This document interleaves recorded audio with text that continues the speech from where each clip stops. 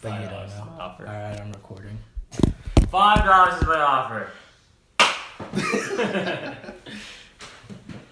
Alright, so I guess we'll start off with this intro that I wrote that's not super great, so... You gotta do it in a really cool voice. So hang in with me, alright?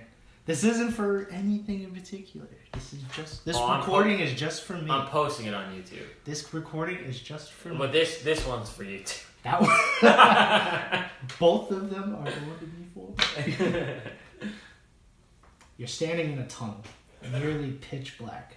Up ahead, you can see a light peering through the tunnel. It's kind of like a spirally tunnel. Okay, so it's like you're in this tunnel, right? Oh, like a tunnel's supposed to be.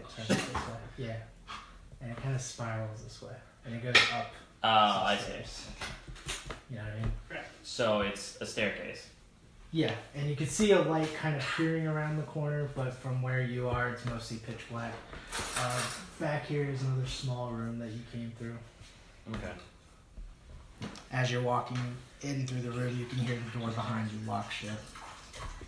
Oh, wait. As you walk forward, closer and closer to the light, you can start to notice bloodstains on the walls and spattered across the floor. And also, as you're walking through, you can hear a slight sound of what sounds to be people murmuring and cheering. The sound is all too familiar to you. Yep, I know. As you turn the corner, you can see the gate. As you turn the corner, you can see the gate up ahead. What opens out to be This though. a big ass arena. Oh, it's not that? No, it's not that. That's just gonna be for rolling dice. You're behind the gate right now. Okay. You can see an announcer kind of standing over here, and Now it's announcer's decked out. it's not just the. This is just my guy. Oh, okay. But you see an announcer standing over there on the far end of the arena, and there's also like a couple of other gates on this side and across from you. And also, he steps out, and all of a sudden you hear a loud booming voice that comes from him. You recognize him using prestidigitation magic to allow him to echo his voice really loud as well. Okay. And you can tell that he was already like introducing you, and he says, "In this end, the lady who fought off men twice her size is testing her skills against something a little different." There are people twice my size. Sure. I'm a tall person. Sure. Alright. Like giants and shit. Oh, okay. Those are men. Yeah, some of them are. Okay. And anatomically speaking. Oh, okay. You're used to doing the arena brawl event, but in this case you're doing the Monster Slayer event. So it pays more, but there obviously are extra, what's the word I'm looking for? Danger. Sure, danger. There's more danger to it. There are ways of protecting the fighters from actually dying.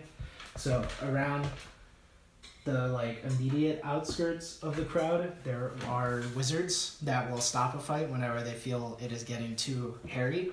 And if you do actually drop below 0 HP, they not only will stop the fight, but there are also doctors and clerics to help out after that as well. So actual chances of death is minimal, but So it's still way more damaging, or still way more dangerous. Yeah. As like you're kind of hyping yourself up, he continued to hype you up as well to the crowd, and eventually he announces you. The crowd. Yeah! Ripper new one! As he goes to announce you, he says, "I present to you the colossal champion." And the gates that you are standing on, that you're standing right on, will start to rise up, and you can step out into the arena now. The familiar look of the arena has these coliseums in them. Or not Pillars. coliseum, but pillars. And it also has a drain here.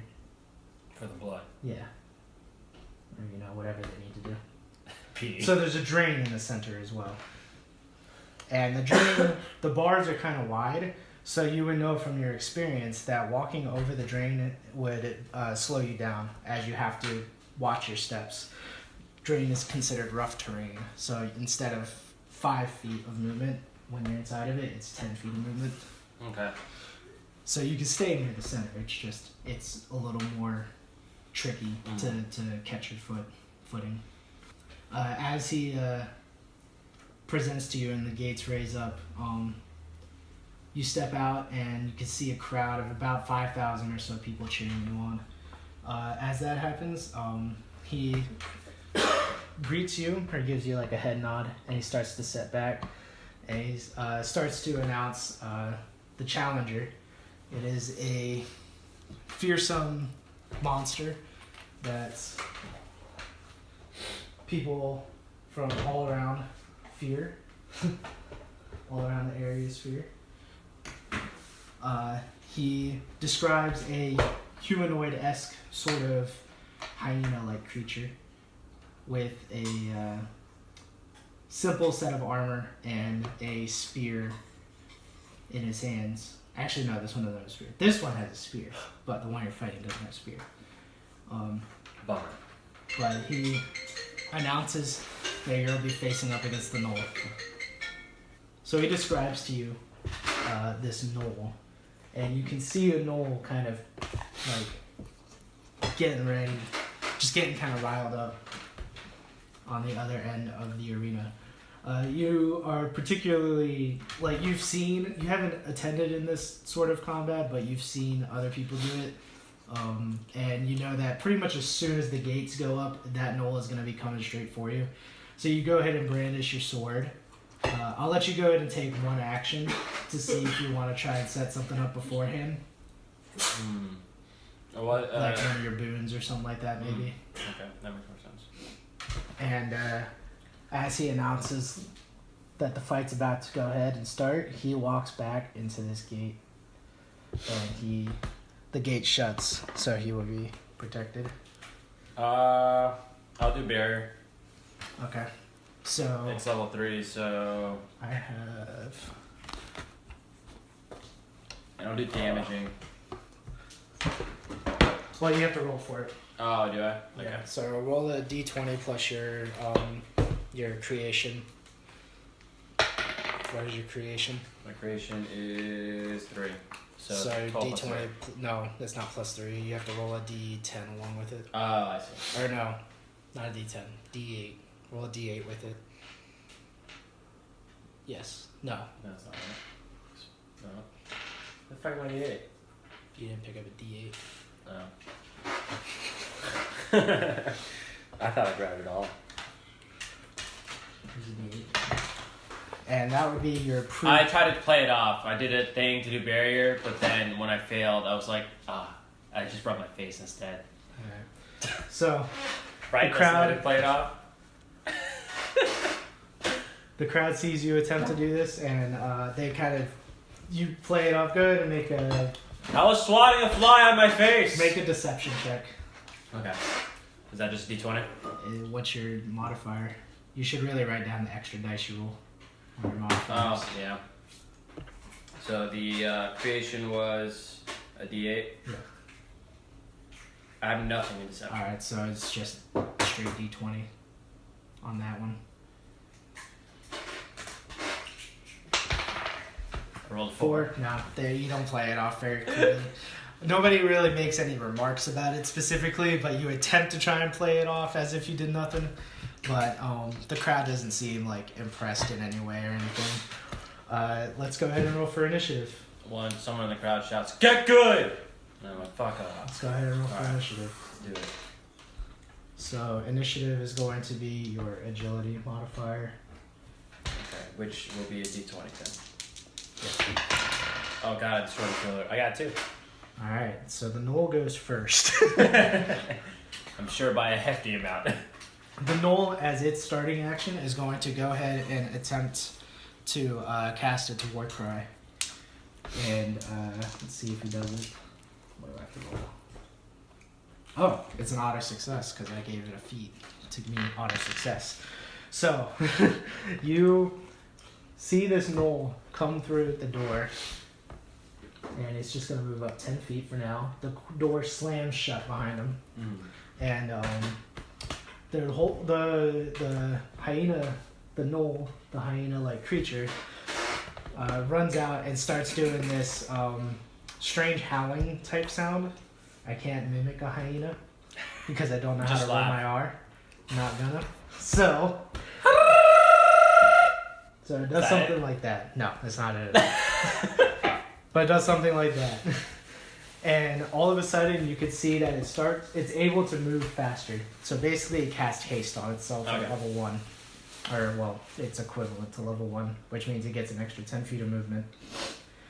And now it's going to attempt to throw a knife at you. What the fuck, man? That was cool. Yeah. What is your guard? It's 17. It definitely misses. It's fine, I rolled another one. It definitely misses. So it goes ahead and attempts to throw a knife at you from a very far distance, which normally it would get disadvantage, but it gets advantage because of another feat I gave it. Throws a knife at you, and it hurls over to your head. And it lands into the dirt beside you. It is not going to make any extra movement, and it's going to end his turn there. It's now your turn. You get 30 feet of movement. Each block is 5 feet. So start, yeah. I'm gonna hug this pillar. Okay. He sees you go behind the pillar, just so you know. Oh, I know. Alright. No, I'm 80. I'm just letting you know. Yeah, I'm behind the. How big is the pillar?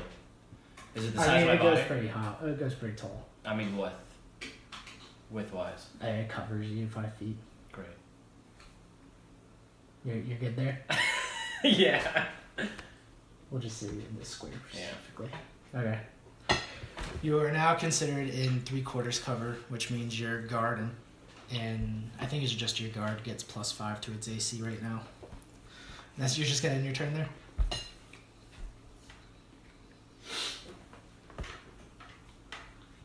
Provoke is not going to be very useful because... No, I didn't think so. Yeah. Yeah, no, these are going to be useful. And when he throws the knife at you, you see him kind of unbuckle another one off of his belt. So you can see I assumed he had more knives. I'm just saying, he has exactly 4 knives. One of them he already threw at you. So he's down to 3 now. Alright, I'm going to try to cast Barrier again. Okay. So D20 plus your creation modifier. Great. Plus creation modifier. Your D8. So 3 plus 5 doesn't work. Yeah. I pretend I sneeze. Right, okay. It's now the hyena's turn, or the gnoll's turn, we'll say. He's going to run up 5, 10, 15, 20, and make another knife throw at you. I should have said that. 20 versus your guard. Where's your guard at? 17. The 3/4 cover doesn't work, right? Oh yeah, it does. Oh no, it doesn't because Yeah. 17. Okay, so he takes a knife and throws it at you. The knife sticks into your body on this position. We'll just say on this position, but the knife is sticking to you right now. So right now he's down to 2. I'll just leave this here for Did I get damage for it? Yeah, you take 3 damage because you rolled 3 above your guard.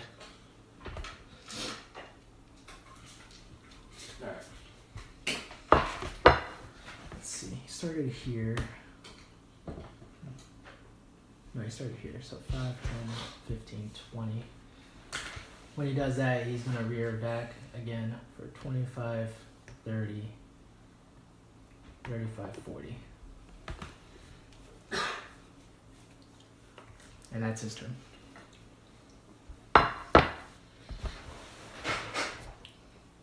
So you now have 1 knife stuck, pretty much stuck inside of you. And I'm not hindered by it? No. Okay. But it's on your person now, basically. It's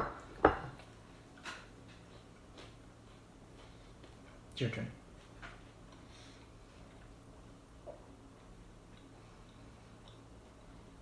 That's the max, right? 30. Yeah. Am I able to throw? Just take out that knife and throw it at him? Sure. You can try it. Alright. Let's do it. Alright, go ahead and roll for agility. Taking out the knife is agility? No, fucking throwing it. Oh. It's no weapon. It's an agility attack. He assumes you're good enough to take out the knife. Oh, okay. Ooh, 19 hits. That does 5 points over, so he loses 5 HP. And an HP counter. Can I chop off his tail? Can I chop off his tail? No, that did not chop off his tail. You did 5 points of damage is all. I feel like that's tail falling, really. Okay. So here's his HP counter. Alright, you throw the knife at him. And he lets out a yelp. And it now takes his turn.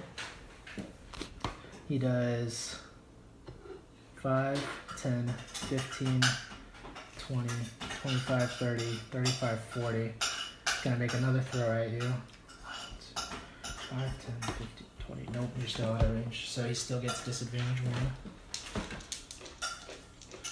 Makes another attack towards you. That's another hit. 24.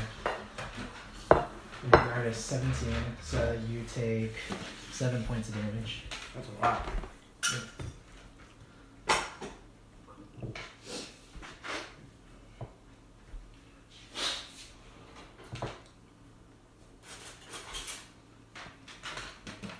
Alright. And he is now going to make his attack. That was his third knife. Another one that you picked up. Oh, well, you threw it at him, Yeah. and it stuck to him, so he's got an extra knife again. Alright. Yep. I want him to have that knife. So you now have this knife, essentially.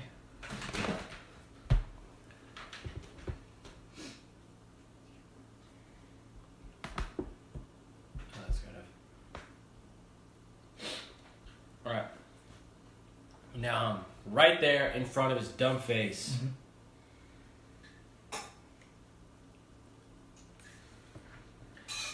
And then I'm gonna actually just swing my greatsword at him. Okay. So go ahead and roll d20 plus 2d8s. 4 plus 2d8s. So 4, so 7, 9. You take a swing at him, and he just narrowly ducks under your attack.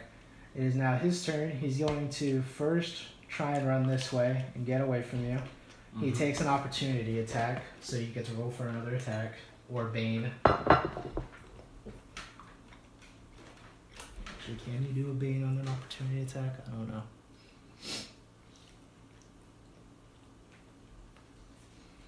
It just says opportunity attack with melee weapon. So probably just a regular attack.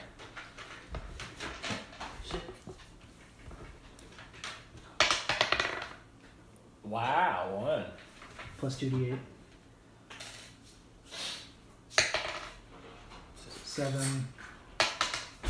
No, 9. Does it again. Tries to take a Attack swing number. at you and he ducks away. Just barely. Runs over here. As his bonus action, he picks up the knife. So let's see. He was here, so 5. I did 5, 10, 15, 20, 25, 30. He's going to make an attack at you. No disadvantage this time. 20, 25. Yep. He is in range, so he gets advantage in this case. Where's the other d10? There we go. He rolls a 18 versus your guard. You're 17. So in this game, you always deal at least a minimum of 3 damage. So he's going to throw his knife at you, and it kind of sticks into your leg. And he deals 3 damage to you.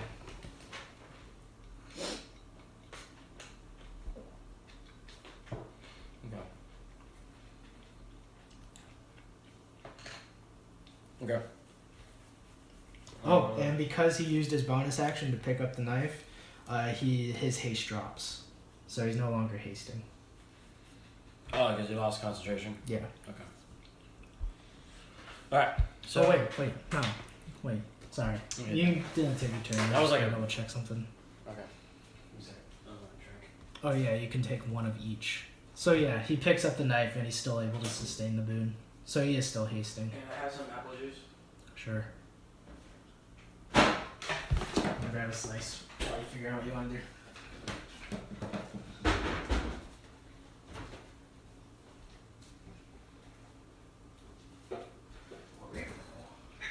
You get 2 slices? Yeah, I already have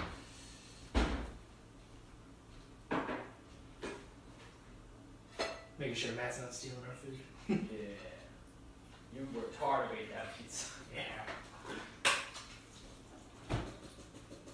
I was expecting us to already be in the fight by the time the pizza was done.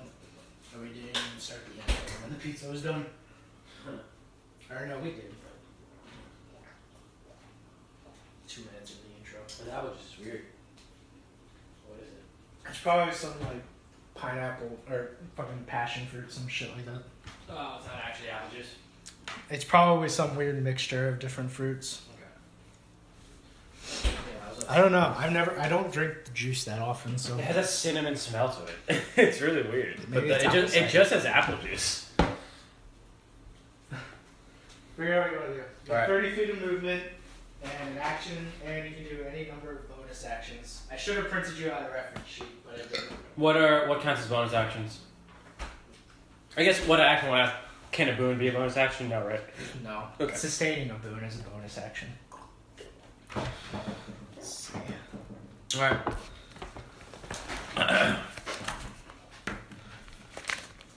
Here. These 2 pages are fine for you to look at.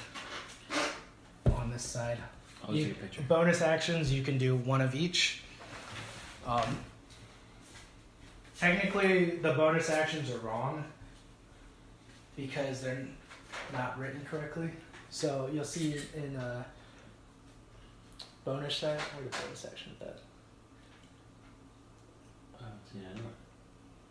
Oh, minor actions. Okay. Sorry. So minor actions, you can see straw weapon and sheath weapon are 2 different things. It's supposed to be you can do one or the other. Draw/sheath. Yeah. Okay. So you're not supposed to be able to draw. You're not supposed to be able to like sheath one weapon and pull out another one in the same turn. That would be a major action to do that. Okay. Well, I'm gonna do something. Presumably.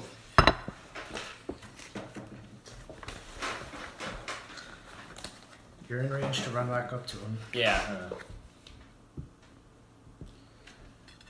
I'm curious. If I were to try to do force move on him and try to force him, like, technically I'm pushing him, right? Mm-hmm. Against the walls or bonus damage for hitting against the wall? Because it would, if I do it successfully, you should hit the wall. Even at the lowest level. I'll say if you exceed by a certain amount, Okay. because it's still basically making an attack. Okay. Alright. I mean, you'd probably have better chances just making your regular attack doing damage. I was hoping to, like, maybe somehow pin him, but that wouldn't be the case. I think there's a Bane for grapple, maybe. There is one for grappling specifically, but that one literally means grappling. I meant like pin in the sense that I've cornered him somewhere. I mean, if you walk up to him, it would just be the same idea, and he would just try and run away, and then you would get an opportunity to attack either way.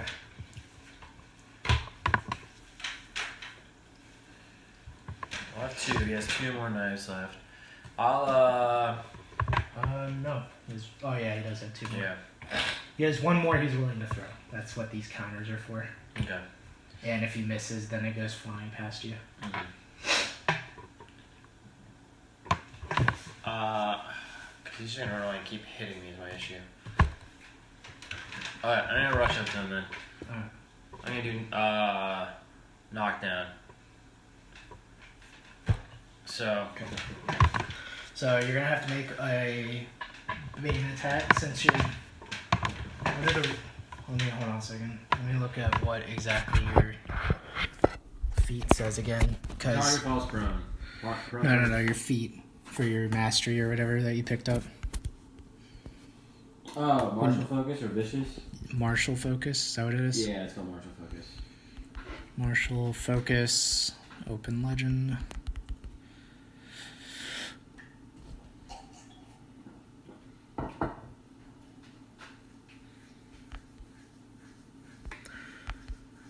Choose a single weapon. Agility or might when making attacks using your weapons. So yeah, you would use might still, but it won't be your 2d8 because you're not using your weapon. All right, that's fine. Okay, so you're gonna roll d20 plus 2d6 instead, which you have 2d6 for some reason. 4 and 6. 15, 4 and 6. Okay, so that would be 25 damage. Oh, and the 6, because you rolled the high number, you get to re-roll and add on that new score. I just rolled a 4. Doesn't matter what I No. Yeah, like you take the 10 and then you re-roll the 6. No, just the 6, okay. The high number. What? So that's 26 total. Versus the Null's HP is, or guard is 14. His last HP was 9. So you killed the Null. How do you want to do it? I did knock that. Remember? Oh yeah, you did knock. Yeah, you would have killed the Null. I would have killed him, but I didn't trust the rolls. All right. I'll say because you rolled 10 up, I'll go ahead and give you 3 extra damage on him as well. Okay. We'll say you do use your great sword to knock him down. So he is now fallen prone here. Yep. Okay. Is that your turn? I mean, other than minor action, anything else I can do. You good? I mean, you can move again, but I mean, you probably don't want to. All right. So he spends half his movement to stand back up from the knockdown position, which does not provoke an attack of opportunity. It's just a standing up or prone requires a move action, not a half. Oh, it just requires a move action? Yeah. Okay, he's going to use his major action to make a second move action then. Okay. Try and get away. So 5, 10, 25, 30, 35, 40. And you get to take an attack at him since he moved out of your threatening square. That's what I wanted. So 18 is all right. Past his guard. So I do like 8s, right? Yep. Actually, based on what you roll, there's no way you won't kill him. So how do you want to do this?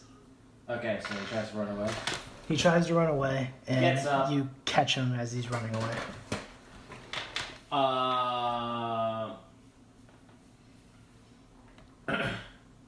He scurries back up, and I just bring the sword down on him and chop his head off. I mean, he doesn't get the same luxury I do, where I can't die, right? No. Well, technically they do reuse the monsters. It's pretty cruel. That's pretty gross. It's pretty cruel. But because you lop its head off, we'll say, they obviously won't be able to reuse this one. So you take your great sword, and as he's trying to stand back up, you swing it down onto the back of his neck and cleave it clean off of his head. Or clean his head off of his shoulders. Is the crowd just silent? No, the crowd fucking flips out when you do that. They're all like, yeah! And as soon as that happens, you can hear the announcer's voice. Although you don't see him, but you can still hear the announcer's booming voice. He goes out. Oh shit. I think I called you the Colossal Warrior or something like that. You catch that? The Colossal Warrior! And then everybody starts cheering. This is just a weird name that they gave you. You didn't really get a say in this. It's not very original for them. Yeah. They kind of suck. Just for them. The Knoll is slumped down to the ground, lifeless. His family crying in the audience. Yeah, something like that. There probably is a kid out there crying somewhere. As you take your bow, and you go ahead and head out of the arena and the door you came through. Head back through. And when you head through, you are met up with a couple of other people. So as you walk in, you're immediately... I get to keep these? No. So as you walk in, you're immediately greeted by somebody else who you know runs runs the whole operation of the arena. He gives you a nod and says, "Good work," and he hands you a coin purse, and you get 50 gold coins. Sweet. And he also hands you an extra 5 gold pieces and says, "This is for your troubles." And he kind of like looks you down, back up, kind of investigates the wounds that you've gotten from the throwing knives a little bit. We'll say if you want to, since we're out of combat, you can go ahead and use regeneration on yourself or heal. Okay. This one we have to roll though? No, you don't have to roll since we're out of combat. Get full heal? Sure. As you heal yourself up, he looks at you and says, "Impressive." Thanks. Oh wait, I forgot one of the wishes. Thanks.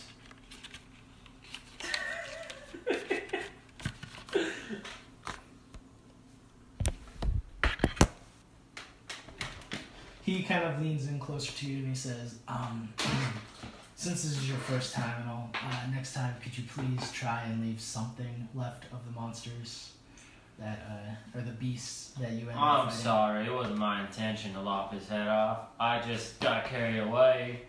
The knife was in my leg and It's kind of okay. hurt. It's okay. First time for everything, you know. That's alright. Just, we like to try and keep our assets alive.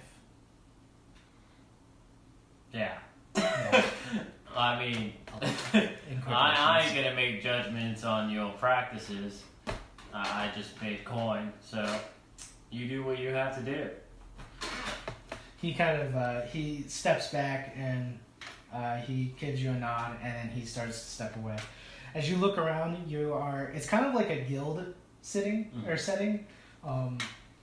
It's got a big area, so you can kind of draw this out real quick. Get rid of these. I should just come over here. Get rid of this little floppy dick. I don't look like a snake, but alright. No, it's a floppy dick. Oh, okay. It's intentional. It's a floppy dick. Oh yeah, I put some cologne. Yeah, that helps a little bit. Alright. It probably won't help since I just sprayed it and I'm going to try and draw on it. Well, grab a napkin then.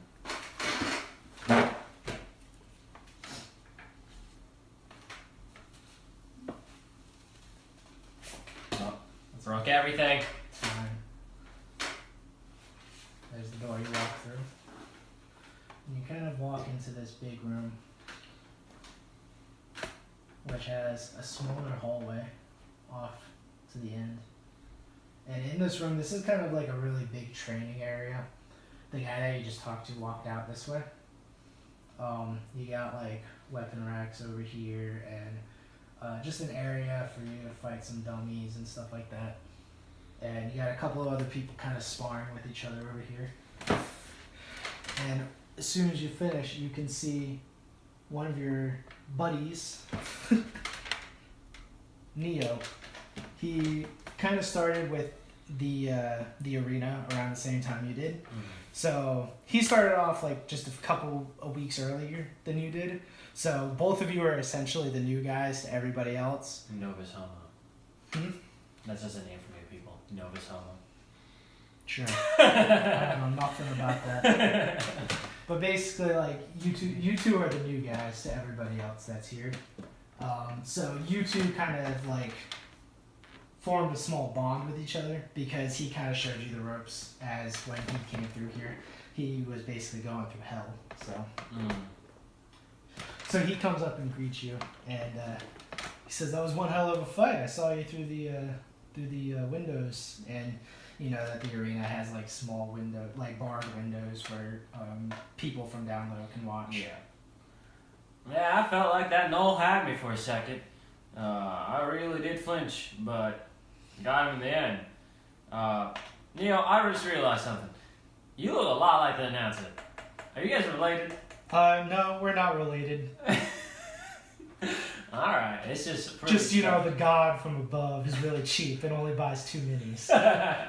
Alright. Until his bones 4 kicks When's in. your next fight, Neo? Oh, probably like a couple weeks from now. I'm kind of taking a break.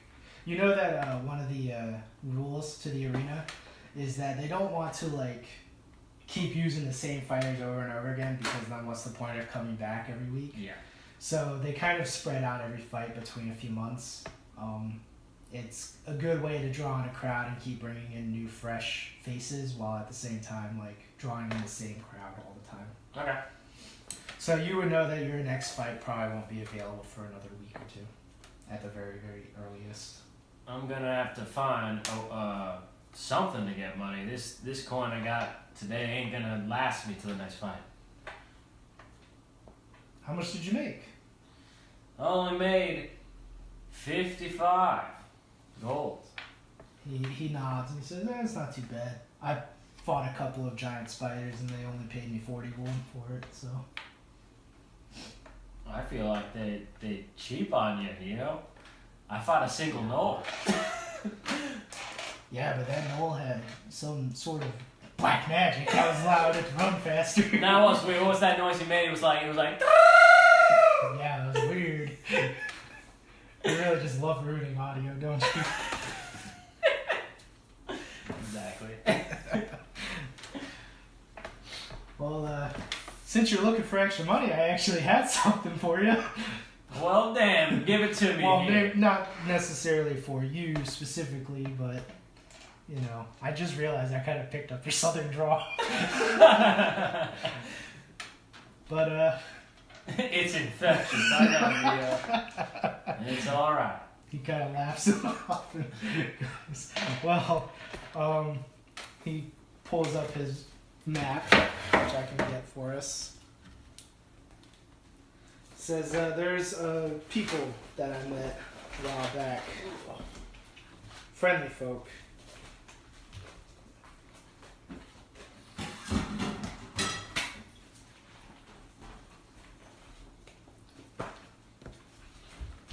Here's a world map for reference. I haven't actually picked a city, so I'll go ahead and let you pick one of the main cities on here. It's the ones with the circles around them? Just the ones that are named, yeah. Oh. The bigger ones. Where are we right now? I haven't picked a place. Oh, You pick. you're saying to pick for where I am currently. Yeah, where you are currently. Where do you think would have Arena? an arena? Somewhere bored. Really bored. Like probably all the way up to the North Pole. Well, I was gonna say Ice Crest. Ice Crest? Yeah. Off an island? Right. Alright. He kind of, he pulls out his map and he points over to this city over here that's like a little bit a ways away. It's about probably a day's travel, he explains. Says, I helped them out, they helped me out a while back when I was struggling to get back on my feet. And they just told me that I owed them one day. And he kind of sits down and thinks about it for a little bit. He says, kind of stupid that I agreed to this. But he pulls out a letter that he has in his hand. He says, I just got this from the city, Westfall, let's say it's called, even though it's to the east. It was a time before they figured out cardinal directions. Yeah. In Westfall, says, we need you. And I don't know anything else about it. It's signed by the man that helped me. And he kind of hands you the note, and it's basically just a simple note that reads... Yeah, you know I ain't literate. He takes the note away. Says, yeah, basically they just need my help with something, and while it is a favor that I owe them, they probably won't be willing to pay us, but you could probably find some neat stuff on the way, if we can find some adventure. I'm up for adventure, as long as we get paid. Well, whatever we find, we'll split it 50-50. How's that sound? Sound like a deal, Neo.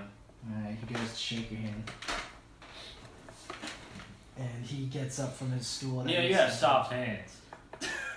Walks away. I didn't want to answer. Pats you on the shoulder and walks away. Damn. Note to self: why does Neo have soft phone? The quest that I'm personally on. It's Neo. Just so you know. I don't know if you've been saying it that I way. said Neo, yeah. Okay. And Neo, right? Yeah, Just the yeah. Matrix guy. Yeah. You also know that his first name is actually Nathaniel, but he typically goes by But Neo. it's spelled Neothaniel. No, it's just he goes by Neo. Okay. You know, it's an anagram for one. It's an anagram for one. Neo. Like the one. Sure. Yeah. You're real funny. Or you're real cool. He just kind of leaves you. You know, it's kind of getting a little later in the evening. You know that typically he doesn't really have a home, same as you basically. You kind of been on your grind, and then eventually you find your way here and start making money through the guild. And you know that typically during the day he likes to hang out here, and then typically during the nighttime he goes and hangs out at a small tavern called the Leaky Nap. Hey, I knew it was gonna be some weeks. Yeah. So you know you can find him there if you ever need to talk to him. Basically, Neo in most cases will just be like a contact for you. Okay. But in this case, since you decided to help him out with his favor, he will be adventuring alongside with him. Okay.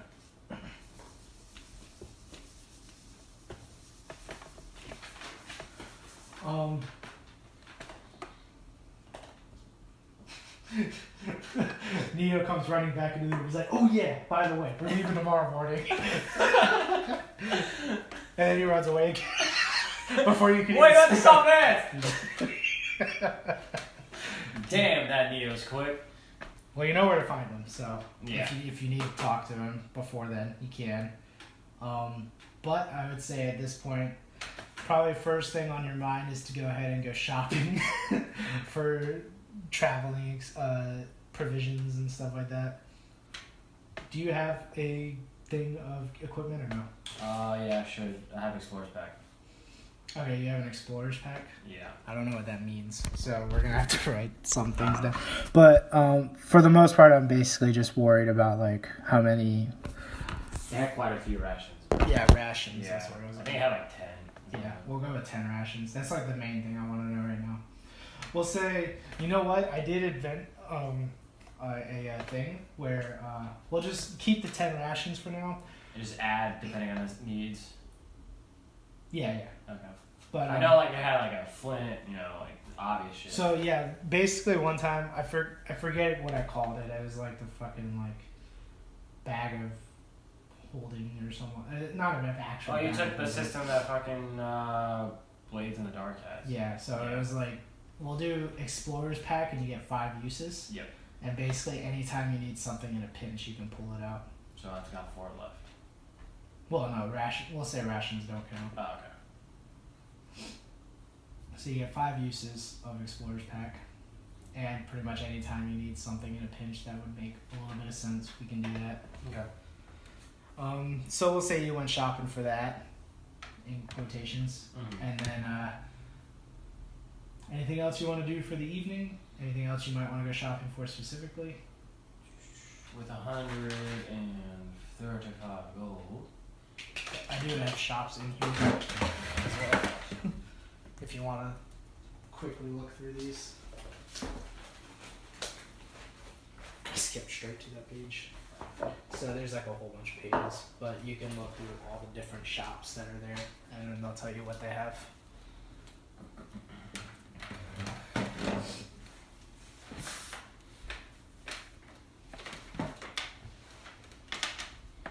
Also, if you're looking for any magical stuff,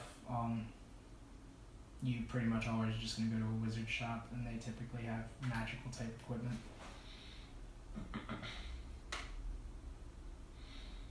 What type of magical equipment would it be? Whatever I come up with on the spot.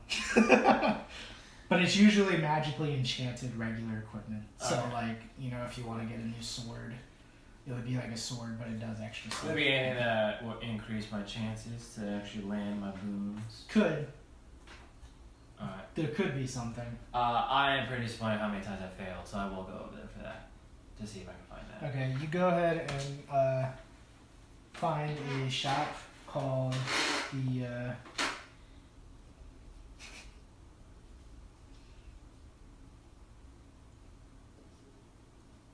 Invaluable. Emporium of Magic. No. The Invaluable. Garfield's Magic Store. Garfield the Magician does it. Invaluable equipment. We'll just call it that. Very good. Yeah.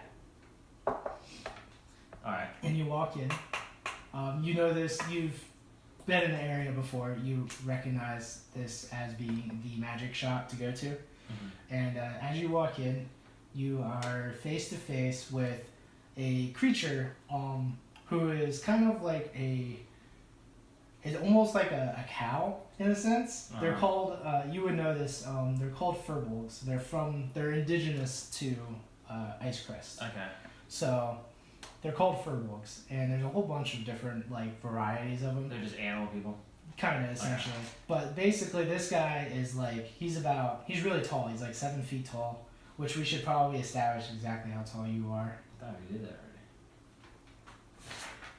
No, we didn't. You Okay. just wrote down very sexy or something like that. And we should also write down how many languages you know. I'm pretty sure it was 7 feet. If I'm remembering the last time we did this. I don't know. remember. Okay. I don't remember. Let's just say 7 feet.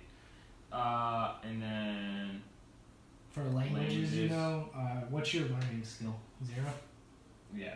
Okay, so you're gonna know Common, and because of your race, you will also know Celestial. Alright. Sexy, 7 feet, common, celestial. Okay. So you see this furbolg, and he is about as tall. He's pretty much as tall as you are at this point. He's got kind of a dark purplish, almost magenta style colored fur. He's got this big nose that's like kind of flattened against his face. He has a humanoid face, but kind of like a cow nose. Yeah. So it's just kind of flattened on his face, and that's black. And then like he's got really curly, like almost kind of like Jufro type hair. That's a little bit of a brighter pink. And he looks up to you. He was reading a book as you walk in. Icecrest is very, very cold year round, even though it's like summertime in the spring. It is still pretty chilly out. When you walk in, it's a very, very comfortable temperature inside of the building. Like just an immediate drastic change in temperature. I enter the building, notice that wonderful, wonderful temperature. You Put open my the finger, right up like 75 degrees. How you do that? He looks up and from his book he's reading. He says, "Oh, why, hello there. I didn't see you come in." And he closes the book and sets it on the counter.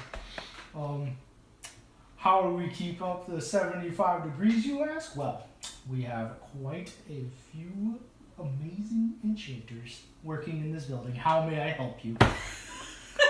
He kind of slams his hand down onto the And he has the hands, bar. not hooves. Yeah, Okay. yeah.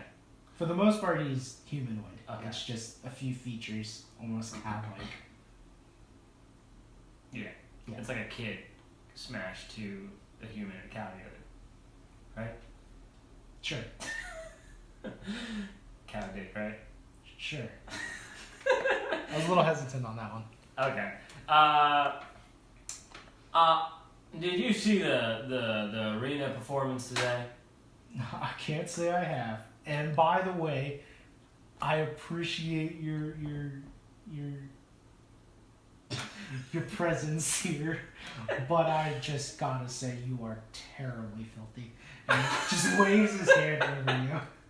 Just waves his hand past you, and all of a sudden, all the dirt and grime that had built up on you from the arena fight and maybe, you know, the past couple of days you haven't bathed, just kind of disappear, and you are now basically just a sparkling clean 7 foot tall girl with giant muscles. I don't know if to be offended by it, but I'll thank you for now. He gives you a nod. So how may I help you today? Well, I tried to do my barriers and some other boons, and I kept failing. And I'm wondering if you have any materials, any items that might help me, actually do them. Well, we might have something to be able to help you. Would that be creation magic or protection magic you were referring to? Creation. Points in creation. I handle in creation, much like our Lord Almighty. Oh, who would that be? One of the 100 of gods Okay. that this world follows. And as you're kind of talking about this, you see somebody else coming out from the door behind him, and then it's strangely enough the same exact person, another 7 foot tall, with like purplish, pinkish fur, with the same exact facial features and hair. And as soon as he sees you, he looks up, his eyes go bright, and the big ass smile says, "Oh, why, oh, hello there." You just like looking back and forth. This is the strangest thing you've ever seen. Well, will I be? What is this magic here? He says, "Oh, don't worry about him. There's 2 others in the back." Says, "Can I help you with anything?" And the first Pumat said, or the first one said, you never caught his name, but the first one said, "Oh, we've got it taken care of over here. You can go and do something. Go help out that other person that just walked in." Well, we'll say it was like a really short gnomish guy that walked in, completely covered in head to toe with giant like clothes to keep him warm. Oh, okay. Anyway, you using cloning magic for cheap labor? Is that what's happening here? Oh, it's not me. It's the main guy. And then I'm just here working. So I got the answer. Alright. You're a very interesting person. What is your name? Well, my name is Judith. Pleased to meet you. My name is Pumat Soul. He goes to shake your hand. That's a rough hand you have. What? It's a rough hand you have. Oh, yeah. Well, I try to keep it, I work hard a lot, so. I bet. Anyways, let me go see the back, see if we got anything for your creation magic. And he kind of turns around and walks around to the back. As he does that, the other Pumat soul that was like walking through, he starts like dusting off some shelves. He turns around as he walks away and says, "Do you need anything else while you're here?" No, I think I'm taken care of. Alright, just let me know if you need anything. And then he turns around and goes back to cleaning some bookshelves off. After a couple minutes go by, the first Pumat soul comes out, along with the second one, or third one now. So there's 3 of these guys out behind the counter. And it's a pretty big shop, and it's just like a giant U-shaped bar. Okay. Yeah. Type of deal. So you got like one over to your left, one over to your right, and the one you're dealing with is right in front of you, basically. And he along with another Mr. Soul comes up and sets 2 boxes down. And one of them is got healing potions, just like a whole like assortment of different healing potions. So like some of the lesser ones, there's some regular ones, there's also greater and then superior, and there's only one superior potion. You recognize all of these through your travels. And then there's another box that has a set of robes, or like not so much a robe but more so like a cloak. It's just kind of something you throw over your shoulders. And he explains to you that this here cloak you can wrap around your shoulders, and he kind of shows you how to do it. Clip these little bits on. It just stands there with a smile. And he doesn't ever really explain what it does. It looks good, I suppose. But it's like a really like kind of a light blue type color with some golden trimming on the sides. I really do think it's stylish. But what does it do? Oh, well, you put this on here, and he kind of reaches over towards your hand and taps you on the hand. And some of the scuff marks that you had gotten before kind of heal over a little bit. Well, that is mighty fine. So this is a healing cape? It allows you to heal without needing the necessary to roll the dice. Very meta conversation. I am tired of rolling dice to figure out how much I do. How much is it? Oh, well, this piece did take a while to learn to enchant, so it's going to be a little bit expensive. This cloak here can be yours for exactly 170 gold pieces. I'm going to write that down. 170, eh? Do you have, I'll go back and grab a pen. do you have any leasing options? No, we do not. I'm sorry to say. Alright, well, I do have some things I'm willing to get rid of. Do you buy items? May I sell items to you? We typically only deal with enchanting items, so you give us an item and we can enchant it for you if you would like. Look, what time does your shop open tomorrow morning? We open at the crack of dawn every day. Sounds good. It sounds like you're overworked, but let's not get into that. Oh, we take days off. It's fine. Oh, okay. We have a rotation.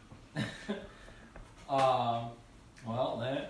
The two others in the back are just, or the one other in the back is just like smoking a cigar. Okay, so that's the original poop. That's all. Uh-oh. Hello, Jesus.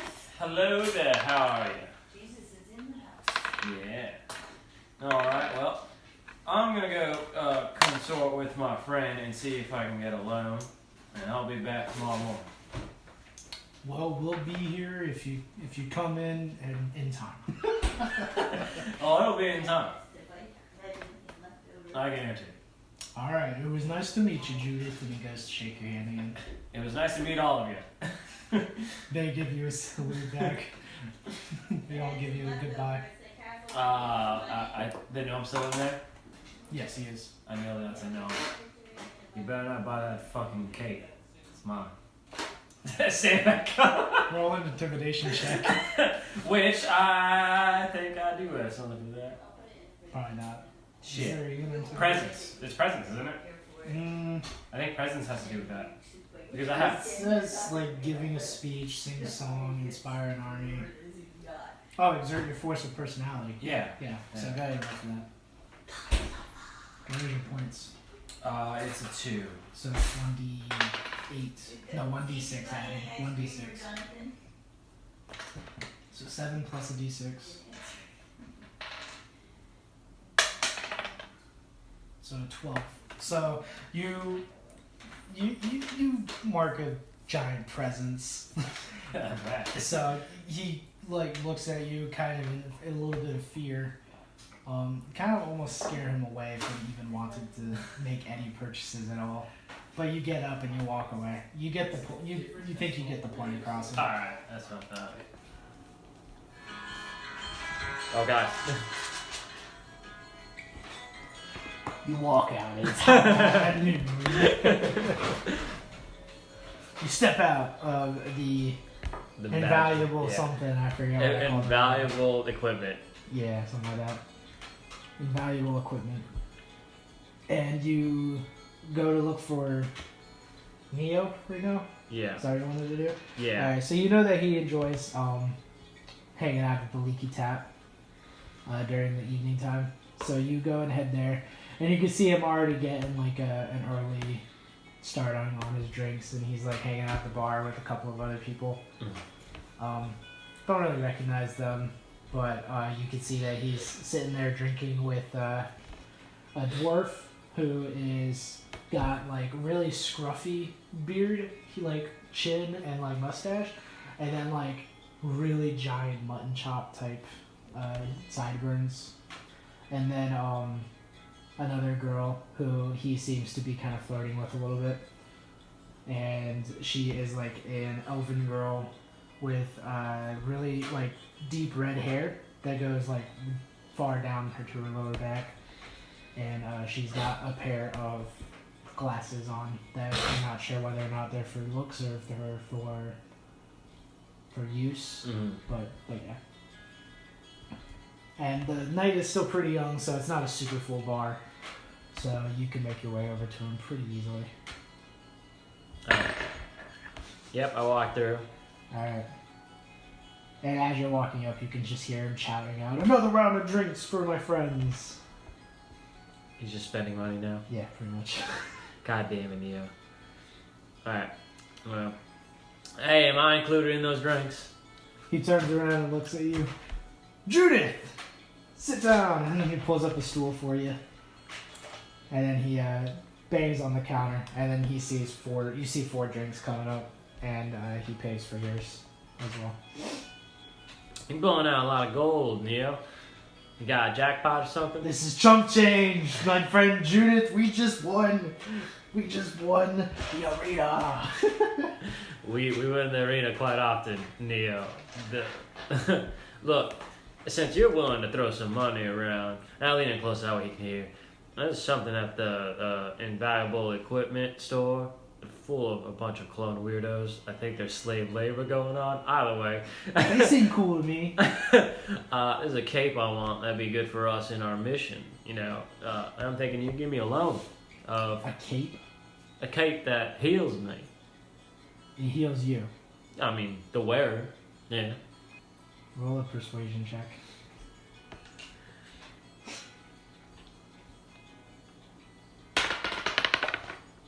Do I not get for my argument a bonus? I mean, it's for the mission.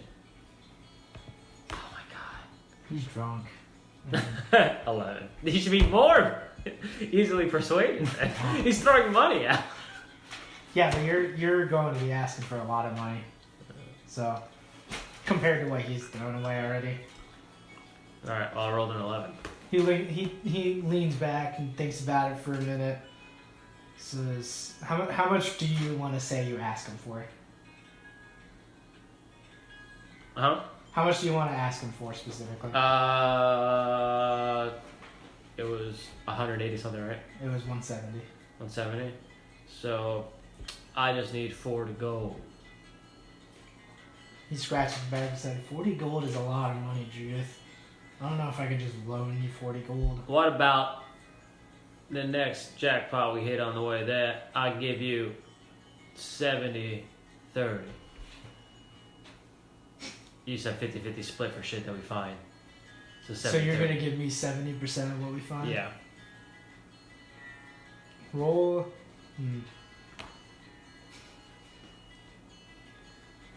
Nah. Go add a d6 to your original roll. So 11 plus d6. 5. Alright. Thinks about it for a little bit. Looks over to the girl that he was chatting with. She's just kind of leaning up on the counter all seductively. As an adjective. Yeah. He says, "What do you think, hon?" And then she's like, "Yeah, she seems nice." And then he's like, "Alright, you better not fuck me, Judith." And he hands you a coin out perch with, something around 50 gold. Sweet. So he gives you 50 gold.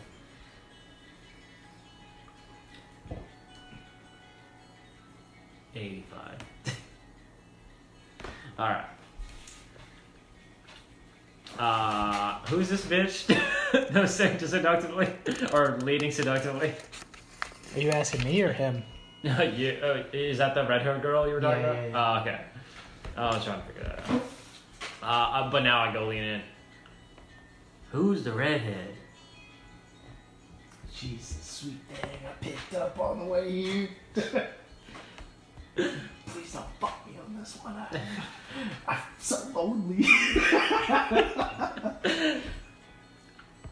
Alright, I just have a thing. You can't trust a girl who wears glasses for looks.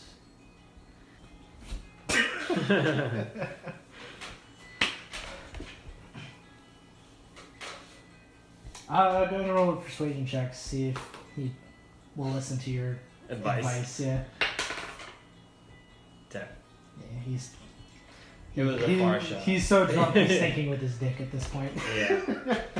Alright. He just kind of leans back in with the girl and ignores you at your comment and just continues flirting, and they kind of exchange like giggles back and forth with each other. If you hang out for most of the night, they eventually go upstairs to the inn room that he But stays isn't at. there the dwarf with him too? You said the mine shop dwarf? Yeah, there's also him hanging out. And what is your name, little man? My name is Griff. And he kind of sits up, and he's got this he's pretty stocky guy, pretty strong. You probably take him in an arm wrestle, but he looks like he can hold his own for sure. He also has a hammer that looks more so not like a war hammer, but like more so like a tool type hammer. Yeah. So he probably does some sort of labor job. And when he says that, he takes a drink. It's a swig with you, kind of clink cups together. Okay.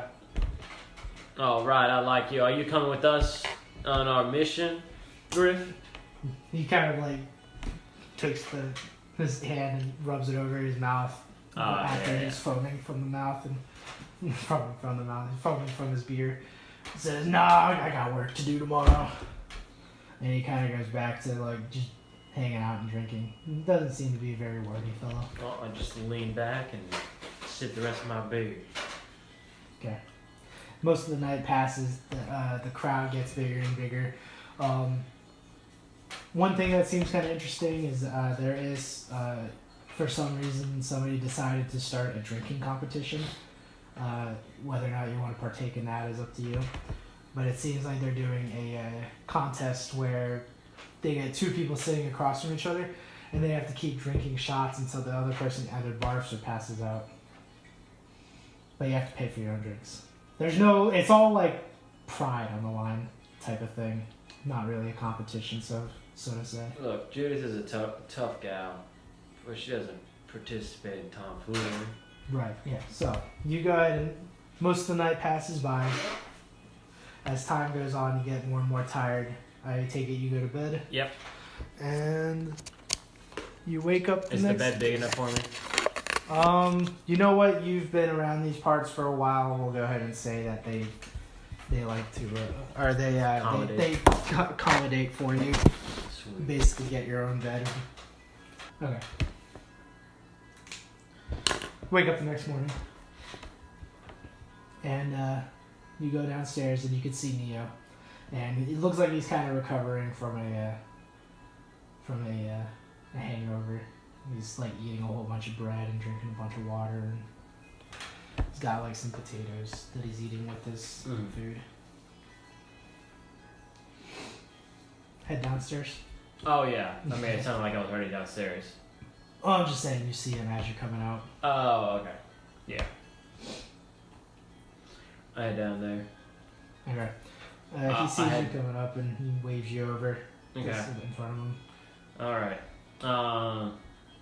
Before you say anything, don't forget I need to go to that shop and pick up that cake. Okay. I'm gonna go to the stable and get us a carriage to take on the way there. So I guess you could go ahead and get that shop. I'll finish eating up here, and then you can meet me at the stables. Okay.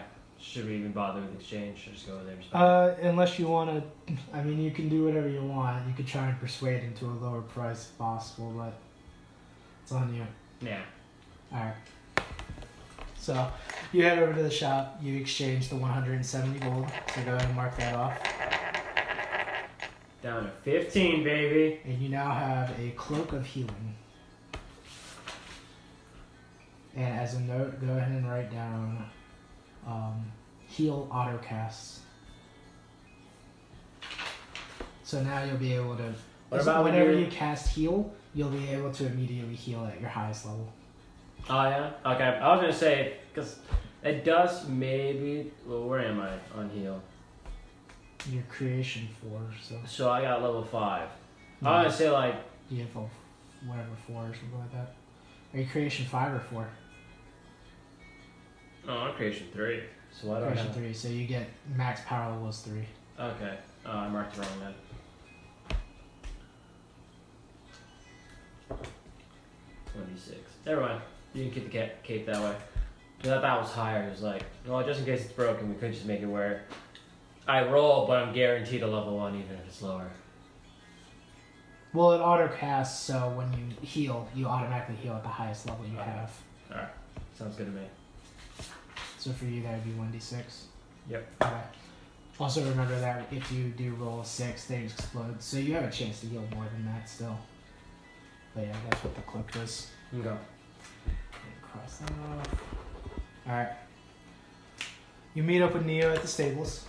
He already has a stable set up. He says, or a carriage set up with somebody else who's willing to take you guys to Westfall or Westwood. Uh-huh. I called it Westwood on my notes, so we're just gonna go with Westwood. I think I went with Westfall earlier. Yeah. I'm pretty sure that's the case too. We're gonna go with Westwood though, because I have it written down as that. It only costs a few gold to get transfer there, so he's willing to pay for that since you're willing to do the 70-30 split. Mm-hmm.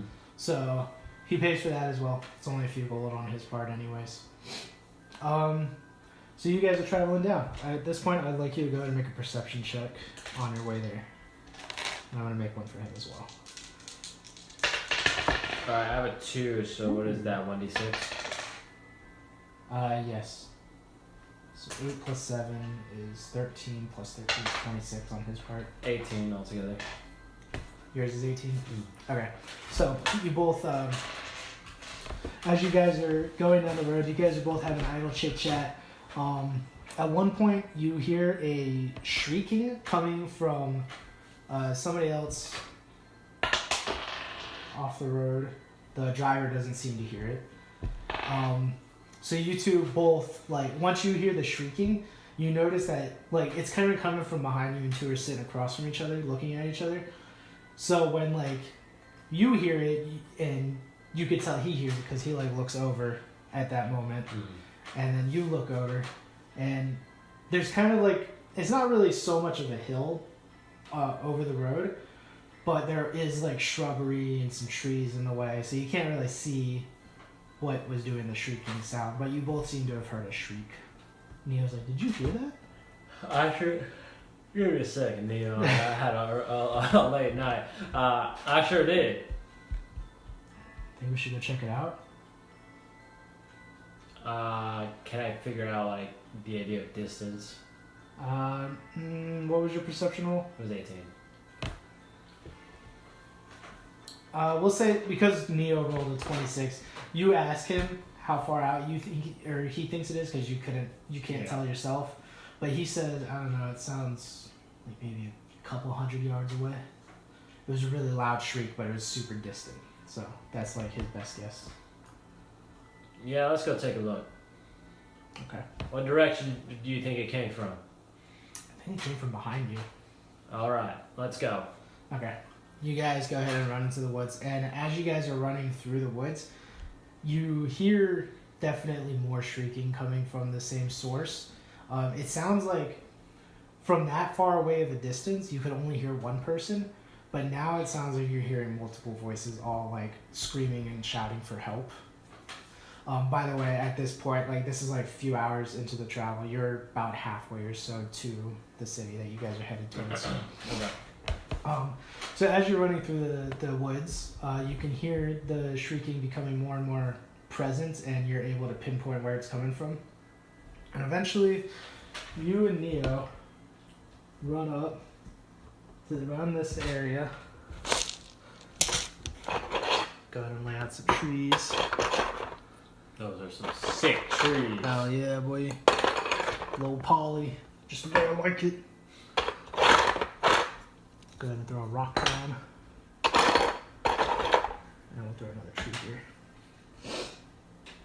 So you guys are kind of hiding back behind the trees. We'll start you off here unless you want to start off a little bit closer. But you'll have to make a agility check to see if you can get closer without being spotted. No. Alright. On the way there, I don't have the cutouts prepared for it, so I'll just go with some dice. You see, we'll use this as a carriage. It's another road, like an off-road. Another carriage is broken down here. actually draw these roads. So this road kind of comes this way and then heads this way. Get this tree out of the way. So you come this way. There's another carriage. There's a family of 3 people, or what looks to be a family. It's a male, a female, and a younger daughter. And then there are a couple of creatures, one on this side and one on this side, kind of flanking the family as they're kind of huddled up in the cart. The family are the ones screaming. The creatures are they're very strange, like spliced up type creatures. They're kind of humanoid in nature, but they've got weird, I don't know how to explain it. It's like almost like, you know, a dog's hind legs, you know what they look like, right? They're kind of like, I don't know how to explain it. They come down like this and then they go like this.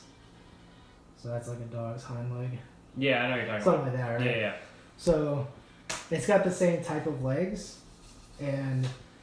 but they're humanoid. But then like as you like investigate the bodies, they've got like really, really dark feathers just kind of sporadically around their body. And on their back they have like a big patch of feathers, like black raven like feathers. And their faces are humanoid, but they've got like really sharp fang like type of teeth. Okay. Go ahead and roll a learning check to see if you know anything about this. Okay. Which, by the way, learning is going to be a very like common "what do I know about this thing" type thing. Okay, so learning set, so D20. Yeah. 4. Yeah, you don't really know much about this. This is the first time you've ever seen anything like this. This is the same case with Neo. He looks concerned, but right now he just seems to want to stay quiet. Okay. And that's what you're seeing. At the moment, they're not really doing anything to this family of people that are stuck in their carriage.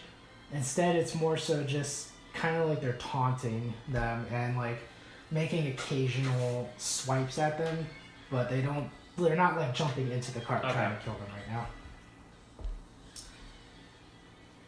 Neo says, "What do we do?" Well, I'm not exactly the sneaky type, given my size. What about you?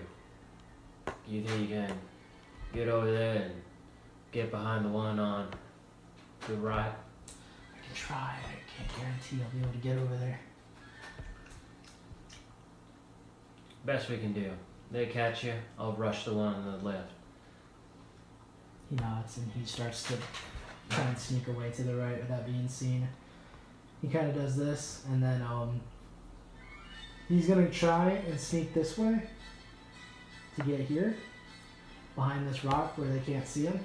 On his way there, I'm gonna have him roll an agility check to see if he can sneak by.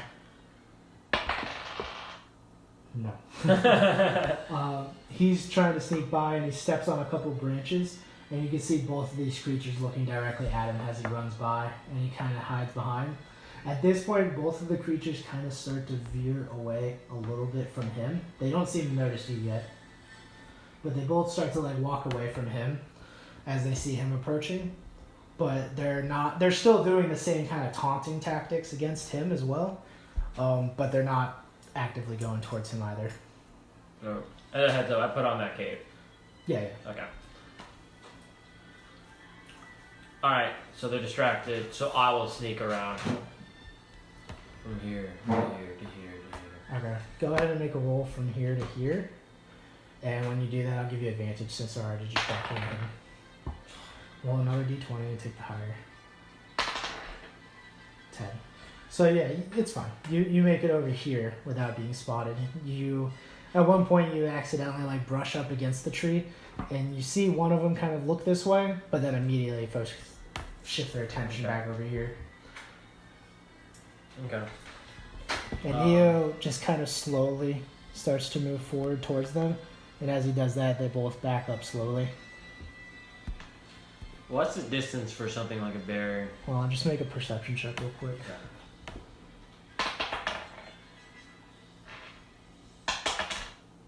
16. You get the sense. Perception is kind of cool as a stat because in here it specifically says you can use it to sense motives.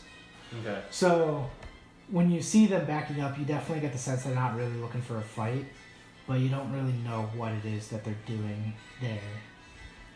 It's like, it's strange because they're taunting these people, but they don't really want to be in a fight, it seems like, or they don't really want to get in a situation. So as for barrier, I want to make an impassable barrier and try to get it right behind them. well, what is your creation is level 3, right? Yeah, so it's a level 3 power level. Okay. So you get to choose one. What are the effects again? Oh, you're right. Impassable is not in the first one. Shit. Yeah. Alright. I got obscuring and hindering. Hindering would be alright. Yeah, hindering would slow them down. Okay. I'll do hindering behind them. Okay, so as for, what does it say? Does it say anything about distance? That's what I was looking for. Okay, so you have level 3, right? Yeah. So, Mobile major action moves barrier up to 30 feet. well, that's just for moving Oh. the barrier itself. Okay. So once you cast it, it's for moving it. So because you're level 3, you get a max distance of 25, or not a max distance, but you get a distance of 25 feet. Every other 25 feet past that, you take disadvantage. Okay. So 1, 2, 3. So, 1, 2, 3. 5, 10, 15, 20, 25. You do it on him specifically Oh. at a 5-foot circle, essentially around him. If you wanted to do it on this one, you would have to do it at disadvantage. And if you want to, you could also make it bigger, so the square is 3 by 3. But that would also cause extra disadvantage. I'll just do it behind him, and then I'll shout to Neo to chase the other one. So 5, 10, 15, 20, 25, 30. If you were here, 5, 10, 15, 20, 25, 30. Or sorry, you were. Move this back a little bit. So you were here. 5, 10, 15, 20, 25, 30. So if you put it here, you would get disadvantage 1. The fuck, man? I called you. Why? Because I wanted to say I love you. Oh, well. We were taking a break, so we had to, and I brought my key forge. I wanted to fight you. You could have knocked on my door. You did. Or did you not? I didn't. I just yelled for your name. I didn't hear you. God damn it. So it's 30 feet away, so you would have to, if you want to do it behind him, you would have to do a disadvantage 1. If you want to do it on top of him, you could do it without disadvantage. But he gets to choose what side is on the barrier. It says here, if I do it on the creature, they get to choose which side. Which side they're on the barrier. Oh, really? Yeah.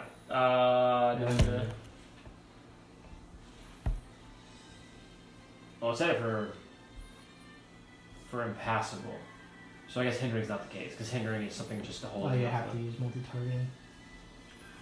Specific there, blah, blah, blah, blah. What were you doing, Matt? Playing Smash Brothers. God damn it. Playing World of Light. That's a good mode. It's okay. Oh, it's better than the other modes for me. I didn't really like Subspace Emissary. So. Well, at least they had cutscenes. Well, you're not using yeah. impassable, you're using hindering. You're right. Alright, then I'll do it right on him. Okay. Do you want to try and make it bigger? You're going to get disadvantage, but you can make that the center point. Make it a little bigger. Yeah. If you do, it'll be disadvantage 4 if you want to try and hit both of them. No, actually, let's just hinder that one. Okay. And I'm gonna shout after that for Neo to chase the other guy. Or does it matter who he chases? They're gonna both try to run him soon. We'll go ahead and roll for the boon. Or the boon. 20. Okay. Go ahead and roll your extra dice as well. Because if you roll a certain number over, then you get extra bonuses. 4. Well, no, not that. Oh, well, yeah, 4. So now, but you also get to roll for creation. Your creation dice. Oh, I see. So I think it's 1d8. 3. So 27 total.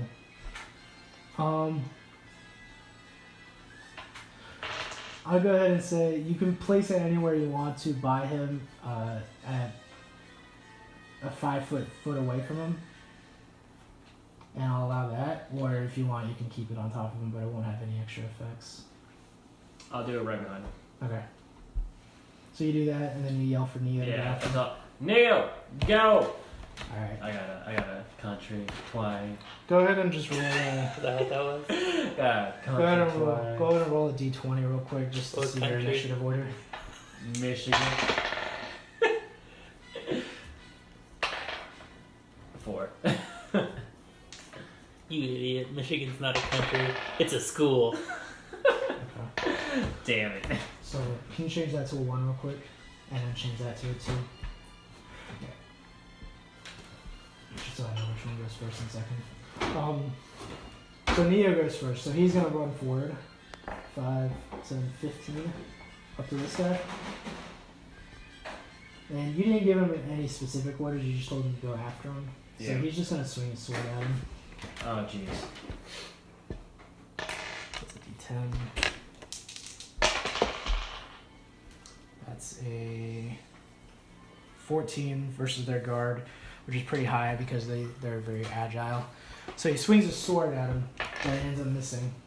And the one that with the 1 is just going to immediately run away. So he runs off the board. I'll do it. Wait, even I was- hindering? Oh, right, yeah. Yeah. Well, I mean, it's 10, 15, 20, 25, 30. He's off the board Oh, at this point. that half speed too.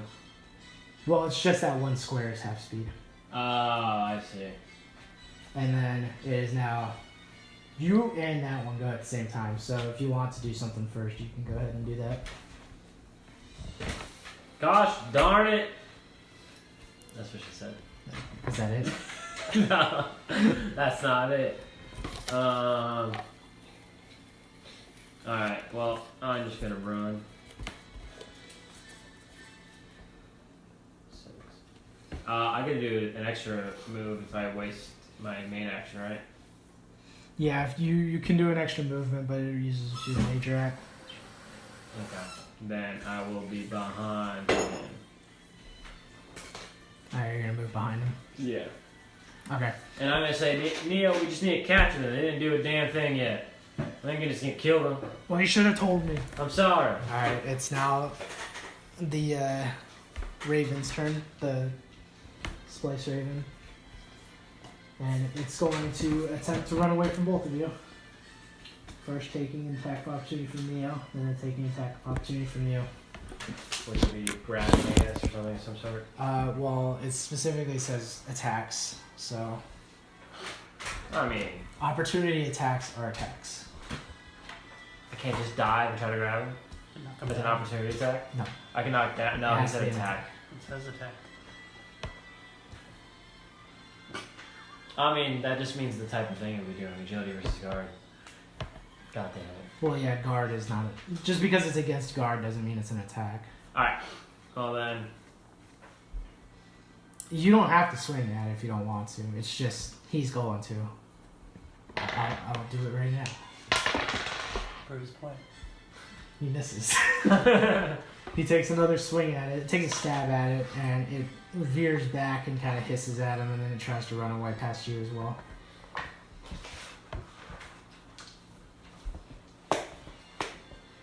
The other one is just bolting, by the way. He doesn't seem to even attempt to try and help the other one that you're fighting now. Right. And where at the magnet? You're right next to the recorder. Yeah. Alright.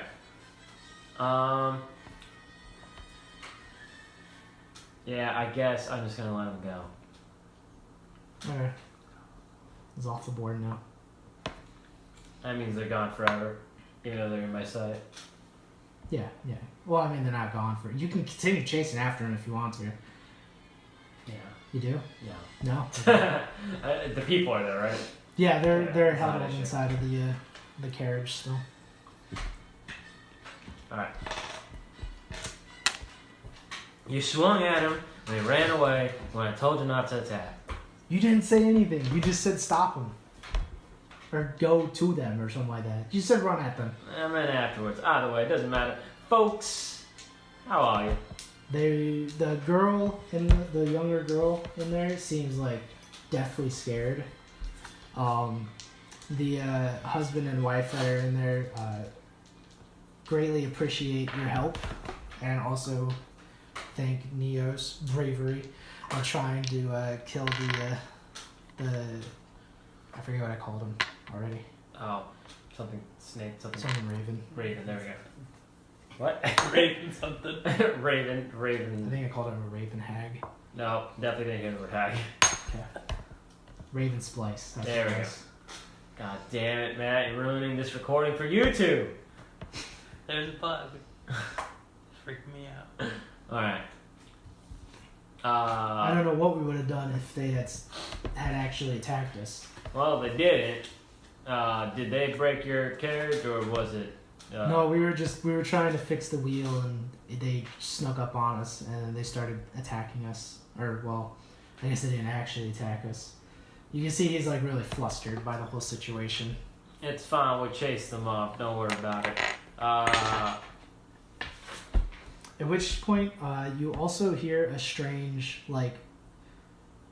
Do I have access to something that allows me to repair simple things as a bane? Probably not as a bane. Oh, I thought Maybe as a boon. Oh, boom. My bad. Yeah. If you two could just help me hold up the cart while I put the wheel on, that would be great. Oh, I just wanted to use my fancy magics. You want to see that work? Just he goes away and just grabs the wheel that had fallen off on the side of the road that he had like. You'd think that he might have attempted to try and scare away the ravens. All right. Well, I lifted up with one hand. The carriage. You want to do this without Neo's help? I don't need it. Okay, go ahead and roll for might. Here we go, baby. You're about to see some good shit, man. Plus 2d6. 2d6. Oh. 20, baby. Plus 2d6. Right. And we roll the 20. 26. 16. Okay, yeah, you definitely pick it up on your own. You needed a 30 total, so. Yeah. I go up there and pick it up. Well, you wouldn't have done it if you didn't roll the 20, so. I mean, I would have done it either way. No, you wouldn't have. So you pick it up on your own. Neo looks like he's about to help you, and then all of a sudden you just hoist it off the ground. Even with the other two people, it's still inside the carriage. And the young girl in the carriage looks particularly impressed with you. And the I am a role model for girls everywhere. The father comes up and slides the wheel into place. Since you're holding up this cart on your own, basically, Neo comes in and helps out the guy with like putting in the bolts that had fallen off. He helps to put in the spare ones. So basically, the tire or the wheel gets put on twice as fast as it normally would have, and you're able to drop the cart back down to place. And now it turned into a bed. Holy shit. I was gonna ask why there was a bed on the road. They travel in Are you in style. redneck country? Yeah. Alright. Where are you guys headed? We're actually headed to Westwood. Are you now? Redneck So are country. we. We can be your protection detail. Clearly you've run into some problems. Oh, that would be fantastic. I can't really pay you, but I really appreciate the help that you've done for us already. If you don't mind, I don't mind giving you passage to Westwood. I mean, we're gonna get there anyway. Yeah, no. They hired a state person to take them there, and then they went and did this, and now they're getting free passage.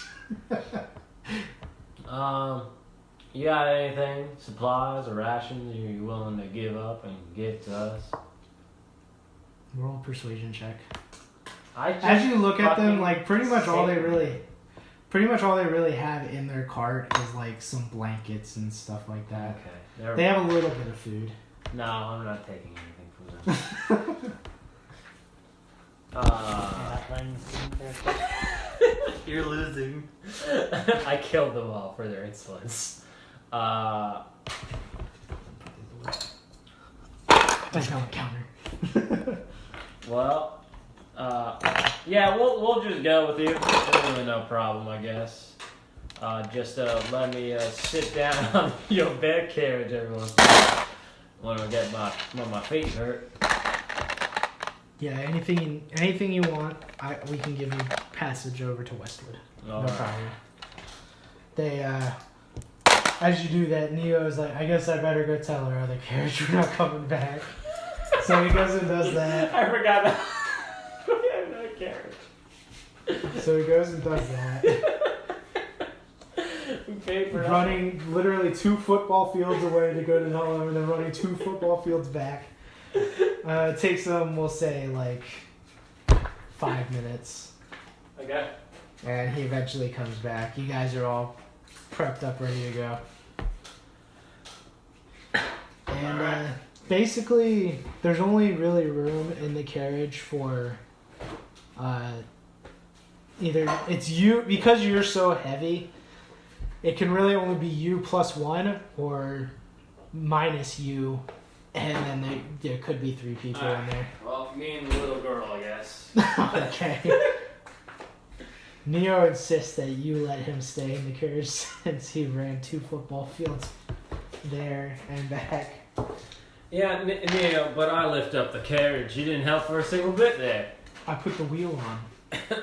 You guys just argue the whole way there. Alright. You lose bond points for that. Shit. I was trying to be best buds with Neo. I owe Neo money. No, you don't. You gave him a better cut at the Yeah, end. better side. That's the same thing, but Joke's on Jesus. There's gonna be a lot of money. alright, let's go. Basically, he borrowed 50 gold from Neo, and there's gonna be like, he gave Neo a promise that he would split 70-30 in Neo's favor. So Neo's gonna get a bunch of money, and Jesus won't get as much. And Judith. He's paying back with interest. Yeah, there you go. Alright, let's go. Alright, you guys head out. About another 4 hours of travel. No more interruptions. Hear a couple of strange sounds coming from the woods. Sort of kind of behind you, but nothing like discernibly like right next to you. But yeah, you guys eventually make it to Westwood. So I tell these folks in the carriage all the stories in the arena. all the stories of the arena. Yeah. Okay. I remember one The time. little girl is very intrigued by this and very like into it. She's like leaning forward and really intensely listening. I remember one time I fought Werner the Exterminator, and I just cleaved his legs right off. The wizards couldn't heal him for 10 days. He's got stumps now. The whole time you're telling the story, the mother is cupping her girl's ears. Yeah, but it's pretty much, they're all like that. Yeah, okay. So you do that for the next 4 hours. And make your way to Westwood. Your deck sucks. Yeah. It's not his deck, it's his hand. Well, no, I know, but he got it from his deck. Get it right. And you guys head there, and it's a small There we go. village. Oh, I thought it said bake. Small, sort of a lumber village. Okay. And when Neo gets there, he specifically asks for Not good enough. No. Roberto. Alright, you take care now. It was nice riding the carriage with you. And I go down really quick and talk to the girl, and it's like, you're gonna grow up to be big and strong, just like old Judith right here. And you're gonna be able to chop a head off clean, no problem. She just nods her head like vigorously, like any child would, just listening to some adult. Okay. Alright. I'll head out. Alright, you guys head out. You get there, it's pretty much starting to get to nightfall. Neo asks around for a guy named Roberto, who is the person who requested his aid. And you guys eventually are led to a small cabin, a little bit away from the main lumber city, Mm-hmm. but But when you get there, there's like a small creek kind of going by the house, and you can see there's a chimney on the house, and the house is got one window in the front. It's a pretty small cabin. It's like lit up inside by some sort of candlelight maybe, and also you can see some smoke coming from the chimney, and what smells to be some sort of barbecue type thing going on. I'm hungry. Back in my place, we used to eat barbecue all the time. And miss you. Neo walks up and knocks on the door, and after a moment, like you hear like a sudden shift inside the house, and then you see a door crack open, the front door, and you can see a person peering his face out. And he sees Neo, and then Neo like gives him a nod and says, "I'm here. What do you need?" And then Roberto kind of looks both ways, make sure nobody else follows you guys for some reason. And he's like, "Come in." And he opens up the door. And you can see in Roberto's hand, he actually had an axe that was like readied, just in case for any incidents. Yeah. And he goes and hangs the axe back on like an actual like weapons mantle. And goes and back to like skinning. What did you think you were gonna do with a tiny axe like that? This axe has seen more wars than you have, Miss Lady. Miss Lady.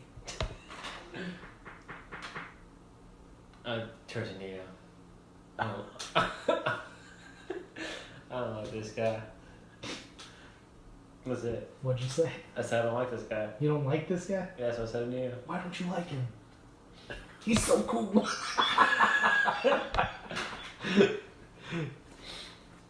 I just don't think he takes kindly to woman. Oh, he'll grow on you. And he walks up to Roberto and kind of like investigate what Roberto's doing. Roberto is like, he's just kind of minding his own business, even though he just asked Neo to come back and help him out. He's almost acting as if nothing ever really happened, and he's just like working on skinning a deer. And like also in the background you can smell like what's probably more of some animal being cooked over some firewood, basically. You be treating us to some dinner, Roberto? You got money? Why do you keep looking at Matt? Yeah. Man, you should probably get out of here. He's just gonna keep looking at you. I'll sneeze on you.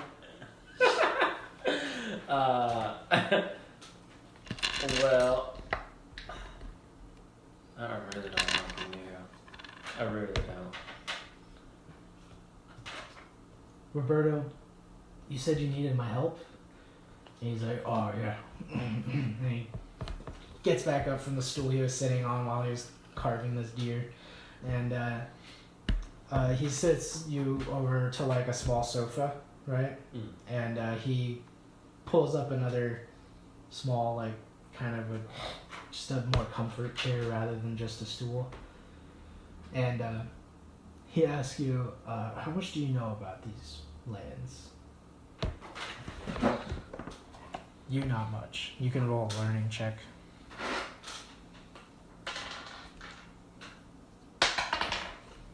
I know exactly 6 9. about this land. Oh, 9 about this land. Shut up! You, for the most part, you basically know that like this type of area during the wintertime is just extremely harsh. But since it's like springtime going towards summer, really not a big issue right now. But I mean, other than that, you don't really know much about like landmarks or anything like that. Neo says, "I'm a little familiar," and Roberto asks him, "Have you ever heard of the Giant's Mountain?"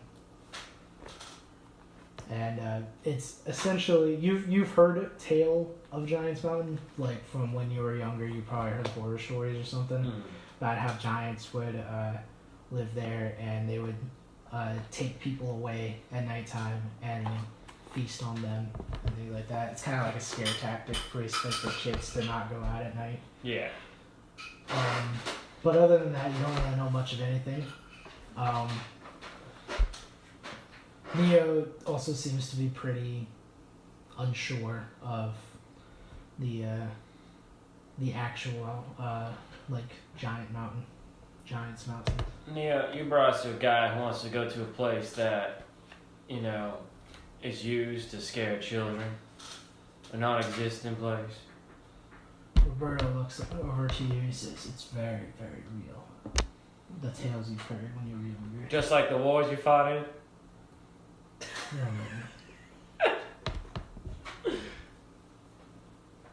Okay. He sits back in his chair, says, "We've had some dealings with some orcs in the area. They seemed innocent. They were numerous, and they basically bribed our people to leave them alone. It seems like this has gotten out of hand. They are now run by a giant leader, a chieftain, but an actual giant." God damn it. The lords are ran by a giant. And so they're forcing the village to pay money to prevent any attacks. Is that what you said? You said riot. Yeah. Okay. So they're racketeering these motherfuckers. Except now, their numbers have gone far exceeding to what we always thought they'd get to. And now we need help. Basically, he kind of leans back and he thinks about it for a moment. He's not quite sure how exactly he wants to try and get this done. But we need to shorten their numbers. I think we need to get rid of them. Or at the very least, probably get rid of their leader. That might help them disperse. How many are there? In the town, we have about 100. Only 20 are capable fighters, including myself. Last time I went to their camp, easily 200 capable fighters, potentially 300 total. And a giant. You know how tall the giant is? In meters, please. We're not in Michigan again. It's not feet. He looks at you. Says you could probably stand toe to toe with it. The giant is my size. That's a giant. I've only seen it from the distance. I don't know exactly how tall it is. It towers over it works. I've never met an orc taller than me. You can't really. On your best guess, when you saw him standing, now that he's sitting, it's hard to say exactly how tall he is, but he's probably somewhere around the 5'10" range. Roberto. Okay. He says he's never met an orc taller than him. Well. Is your 20 capable fighters willing to cooperate and listen to us? I think that they are willing to protect the city, but they aren't willing to go out of the city. That works out. Alright. Well, here's what we can do. How far from the city are they? Are there encampments? About a day's worth of travel up to the mountains, as he refers to your world map. Alright. And how capable of your men and your fighters and your craftsmen of making defenses? If we take a day's worth of prep, we can probably hold off 100 or so. I see. And you cannot lend me 5 of those men? It's not whether or not I can lend. I'm not a leader of this place. I just merely live here. And you took it in your own fruition to call us over here. I live off the lands, and what I saw is just too many orcs. And if they did decide to attack us, they could easily take over our city. I don't think the people of the city know about this yet. Alright. Have you ever seen the movie? Oh my god, what is that movie? Give me a second. The ideas from that movie. Blazing Saddles. Alright. Blazing Saddles. The town will be attacked by a raid party. And they decide to make a whole other town 2 miles away. But just like flat. They make fake buildings. And convince the raiders to go there. That's what I want to do. That's your argument. Roll a persuasion at disadvantage. No, I'm not gonna do that. I just want to, shoot you to you, and I thought you would be like, "That's brilliant," and then give you an advantage. But oh, okay. So you're metagaming. All right. All right. So we're gonna have to take it on our own to see who's available for something. I think this is what we're gonna do. We're gonna find those who are willing to come with us. We're not taking all the men, all the capable men. I say we move those men, women, and children, and those shitty men who don't know how to do anything, off into. Is there mountains nearby?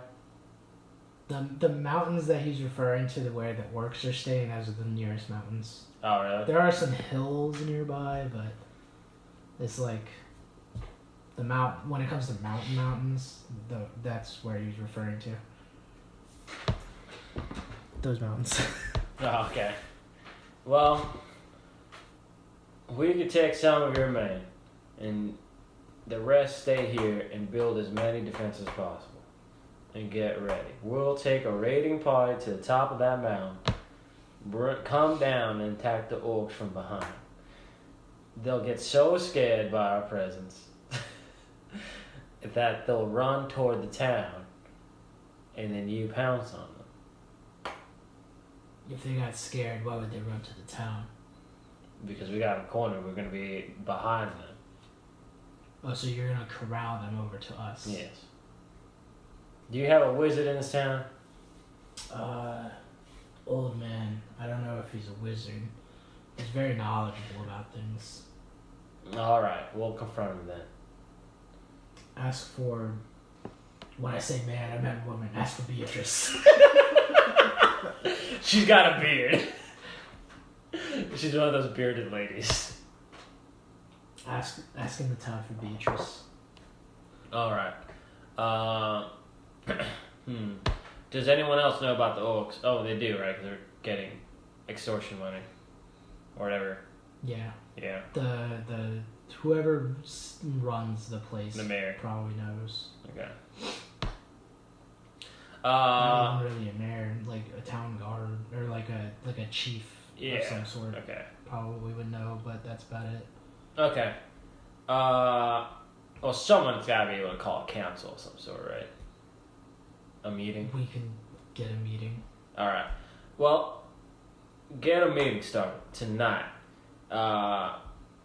It's nighttime, by the way. Okay. Get a meeting started morning. Okay. And now we'll need the entire town, and we'll meet you in the morning, and we'll discuss the plan as well as the form of payment. This was not a negotiation. This was... he owes me a favor. He gestures over to Neo. Neo said, I told you they're not going to pay us. I said, whatever we find. Oh, I forgot about that part. I'm sorry, sir. We'll protect you. But all that orc stuff is ours. Sure. Okay. Alright, sounds good. Okay. Alright, just one more time. Not for the DM's sake, but for my sake. What was the plan again? Alright. Well, that's why I talked to the town, really. So this is the idea. No, I'm not going to do it in my southern drawl real quick. Wait, I forgot. Yep, you forgot. I forgot something very important. Okay. Okay. You're missing out on your timing. Alright. So, imagine it's the town, right? Right, Here's yeah. the town. The mountains are right here. Okay, sure. Okay, there's the mound. All right. So any attack that will be coming will come from one way. Am I right? Okay. All right. We're gonna get to town and leave behind as many people as we can. Before you start, one more question. How are 20 people going to scare 200? Anyways, and it won't be 20 people going to the mountain. How many people are you taking? Not just... Well, we'll see. All right. We leave as many as we can behind that I feel is good. And they will create a wall from here to here. Barricades, spikes, everything. Wizard, magic, traps, everything that we can. What if they go around this way? They won't, because there will be a scouting party led by me and Neo with, I think, 6 of your most capable men. We'll go up the mound, behind them, and come down. Once we attack, and we will attack and hit hard, they will want to come down. Okay. Let me rephrase it. What if they do this? They won't. Trust me, they won't. You're going to design the walls like this. Oh my god. This doesn't change my answer. Doesn't change my question at all. The defenses are perfect. They will come down one. 200 ain't that many. You are being ridiculous. Plus, by the time we get there, their morale might be shot after we kill the giant. Well, that was my plan. I mean, I just took your plan and edited it a little bit. So you're saying we should have a scouting party of about 6, sneak behind them, preferably up the mountain. Yes, up the mountain, behind them first. And maybe we can kill the giant in one go. We'll take as many as we can, get the giant, kill him, and in retaliation, orcs are really simple people. Trust me. They're going to... I know this. They're going to rush to town to retaliate, and they're going to be met by heavy defenses. I think if we kill the giants, they won't. They will just disperse. What I'm saying is, what if they do? Then your plan is flawed. Because they will just go around. You just don't get it. You're right, I really don't. Tell me again. The battle plan's pretty easy. This wall will be over... Here, I got another question. Why don't we do a wall like this? Like this. That boogers. Alright. I like your thinking. We keep this wall, but we will have a wall around the rest of the town. And this wall will So we have... have 2 walls. No, there'll be 4 walls. There's 4 walls. With 2 extensionary walls. And we'll build 2 towers here.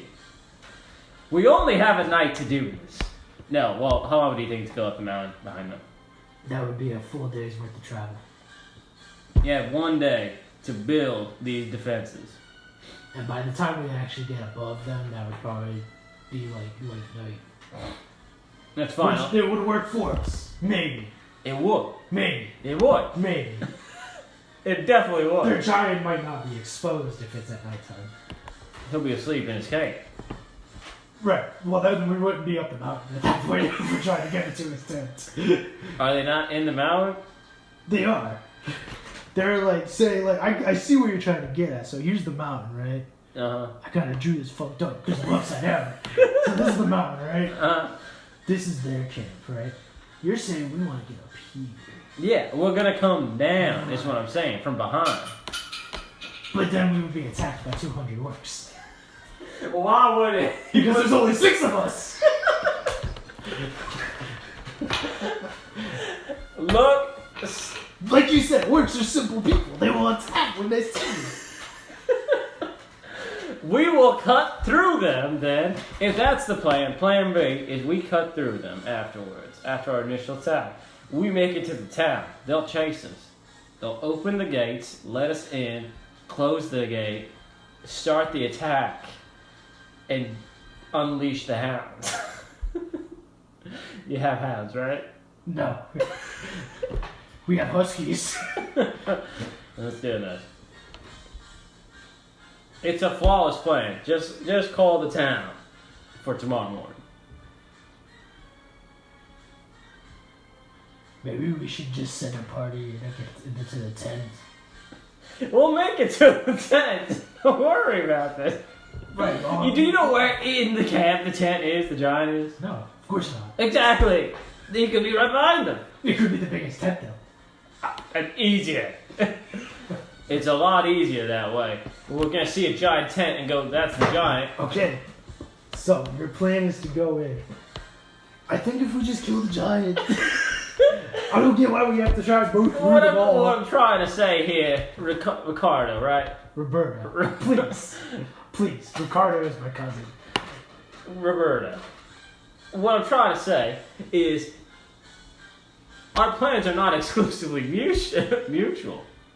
They're the same plan, except mine has extra things in case your plan, as I do predict, as I'm right, Neo, is really fucking stupid. Neo is like, doesn't have a side to take in this. Also, why do we have to get the town fucking walled? You're not gonna build an entire wall and defenses with just 14 people. That's just not how this works. So your goal is this town wants to survive. Your goal is to go into the camp, or go behind the camp, flank behind the camp. I get that. We attack them. Well, we can sneak in and kill the giant, and we'll only attack them if we have to. And then we kill them from the front. They'll chase us, come down to the village, and we can slaughter every last one of them. If they knew that the giant leader was dead, they would probably disperse. Okay, you're going off in presumption, yeah. Roberto. Because I'm the dungeon master.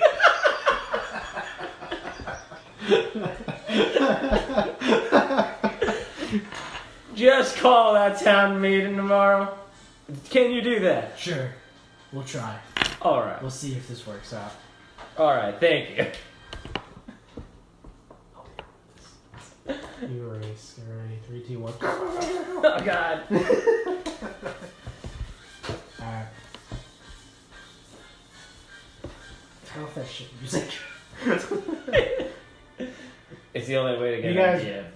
he allows you to stay in his cabin for the night. He gives you some stuff to sleep and stay comfortable. And you guys head out next morning. And he goes to assemble the town. There is actually a bell that they have hung up.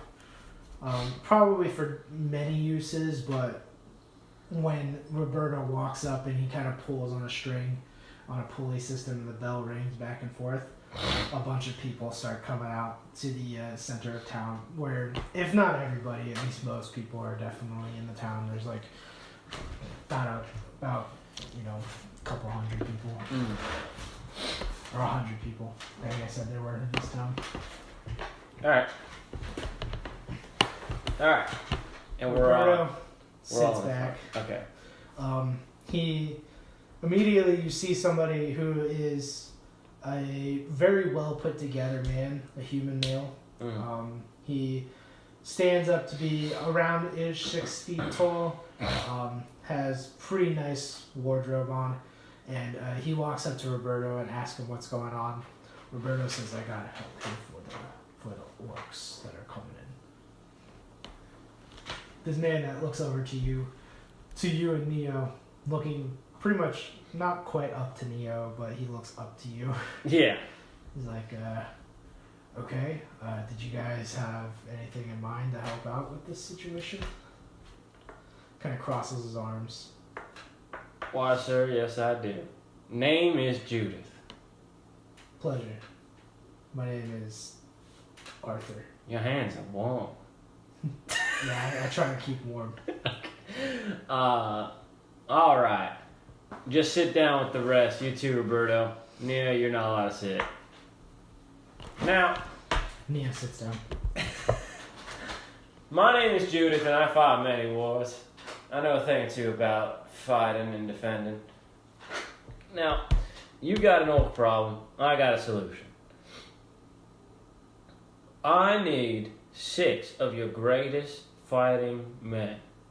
A sneaky man. At this point, like a whole bunch, you can hear like whispers around the crowd asking what's going on. We're going to attack the orcs. And we're going to defend this town in case of retaliation because Roberto is a simple-minded fool. And we got to make sure the survival of this town depends on each and every one of you.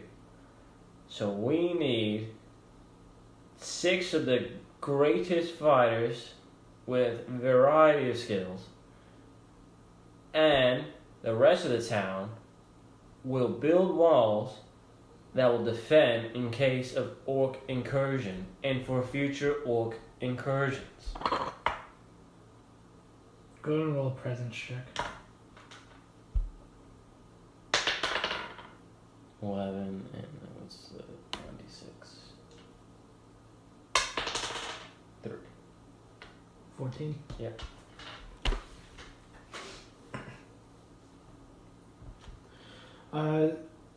While people are on board with getting rid of the orc menace, per se,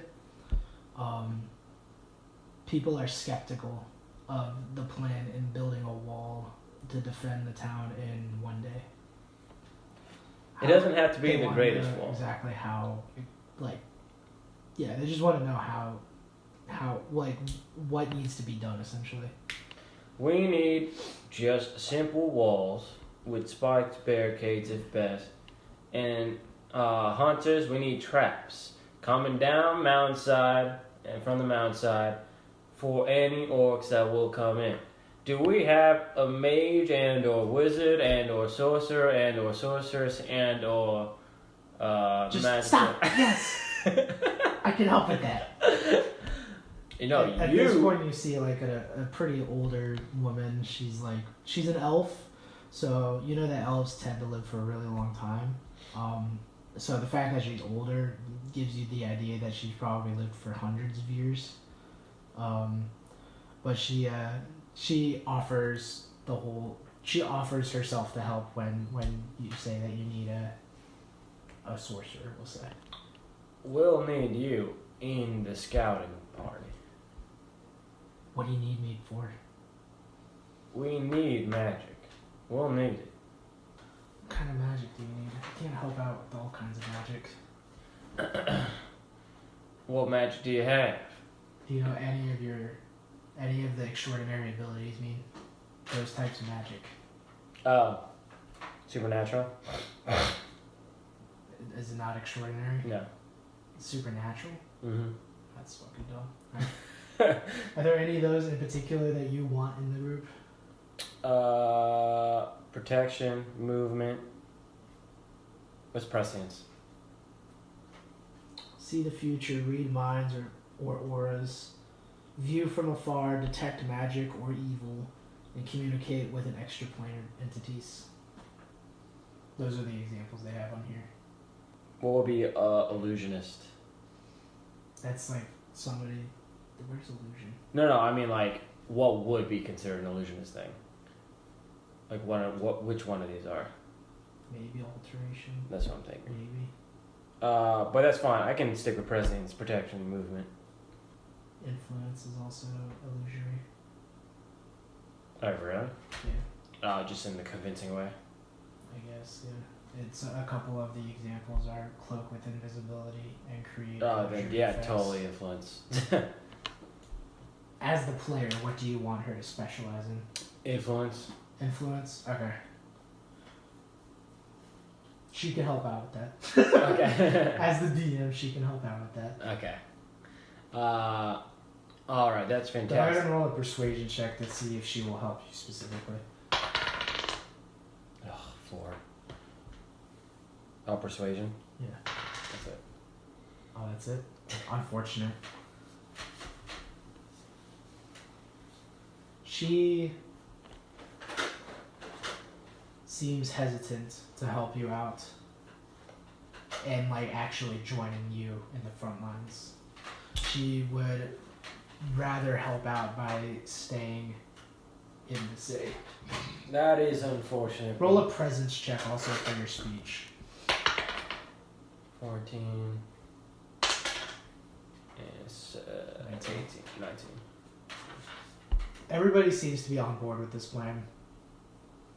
And like there are also like I said before, this is a mill town. There are actually already people that are coming up with plans like, oh, we can set up like a tent kind of structure and then have like longer sticks that like end in pikes. You know what I mean? Yeah. See? I knew it. I knew I can trust this. And that they think that they could actually get all of that done in a day if they had a whole community effort. Alright, you can stay with the town as long as you help them with your abilities in case push comes to shove. I may be able to help you out though. She replies back to you. I'm gonna need this back. And she rips off a ring that she has on and hands it over to you. Rips off is a very intense verb to use.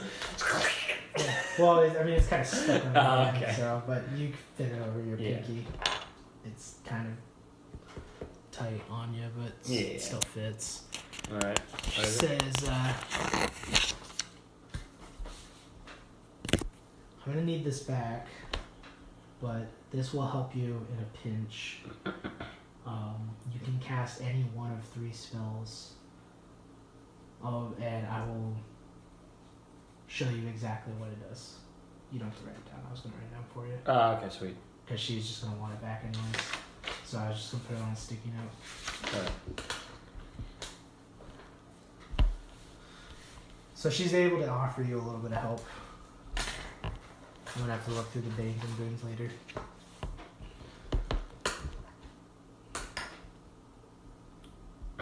Next. While she's doing, while you're writing that. Mm-hmm. Who here is the annoying thief of the town? I want to say Gretchen, but I know it wasn't Gretchen. It was something just dumb like that. Cinnamon. No.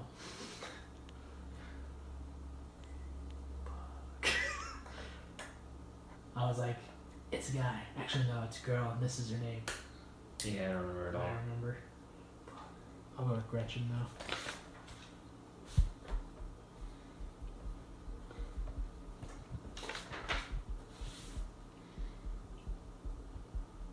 There's another guy there who raises his hand. Says, well, actually, no. The guy that you met earlier, Roberto, he offers to be that role of the group.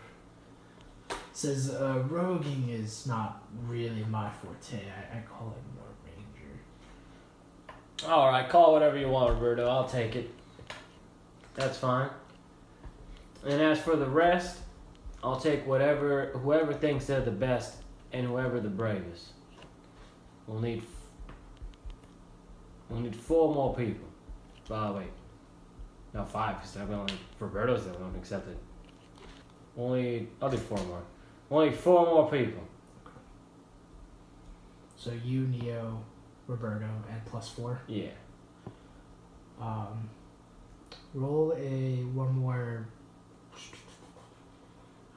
Roll one more presence check.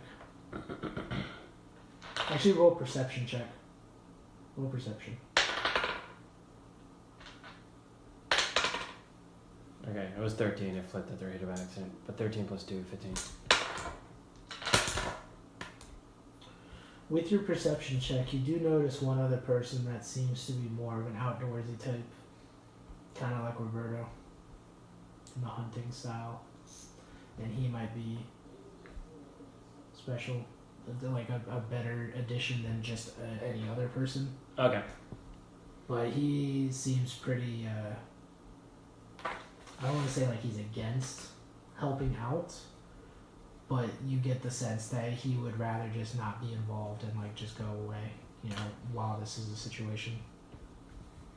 Alright. You there. I point at that guy. He perks up and looks at you like a deer caught in headlights. You look like a great addition to this party. I really want nothing to do with this. Why not? You live in this town just like the rest of them, don't you? I travel here and there. I've really only been here for a couple days. Well, if you travel, then you are one who is okay with a bit of money going their way. Am I right? Make a persuasion check with advantage. What's the advantage? Roll 2. Roll a 12. What's your skill? I have no persuasion. Alright, yeah, roll again. And you take a higher. 12. Okay. What the fuck? You see his eyes kind of light up when you say money. Almost as if that's his sole motivation in life. Oh, as if that is the only sole motivation for almost anyone who travels. Yeah. Alright. Those orcs... Neo pulls you aside though when you mention that. He says, This is gonna cut into our funds. It'll cut into my funds, not yours, Neo. He lets out a sigh, just shakes his head. You can go back to what you were gonna say. Okay. Come over here and we'll discuss the terms after the meeting. He nods his head and just kind of sits back while you're looking back. Over time, you do get a few other people that are willing to help out, but they're nothing really that special. Okay. So you What was the name of the guy that called over? You asked for his name. His name was Marcus. Alright. Not Marcus. No, I put Marcus and then a description so I remember who the fuck they actually were. I put money guy. On Roberta. I'll just put the fucker. Yeah, so you got Marcus, Roberto, yourself, Neo, and then 3 other foot soldiers, essentially. 3 other idiots. Alright. Okay. So, yeah, everyone talks fortification. At that point, it's beyond me, I'm assuming. They can just figure that out themselves. They're, like I said, this is a lumber town. People already have, like, some people already have ideas. And they're, like, sharing the ideas. And, like, as time goes on, like, while you're still trying to give speeches, you occasionally look back. You see a small group of people, like, dedicated to doing the defenses. Like, why haven't we done this before? And, like, they're trying to pass off ideas. So, like, you're pretty influential when it comes to your presence. But they're, like, passing off ideas. Like, what if we do this? Like, we can enhance it if we do this. And it's like, it's just building up to this big thing. So, One like, day. they have it, like, obviously they don't want, like, a barricade around the city all the time. Yeah. So they're, like, coming up with ideas to make it portable or make it compact and things like that, while still being effective. Hell yeah. See that? One day when I come back to this town, it's going to be a booming city, the size you've never seen before. It'll be years later. That's not true. And they'll have statues of me everywhere. They just didn't know how to stop it. We just kept building walls. We couldn't stop.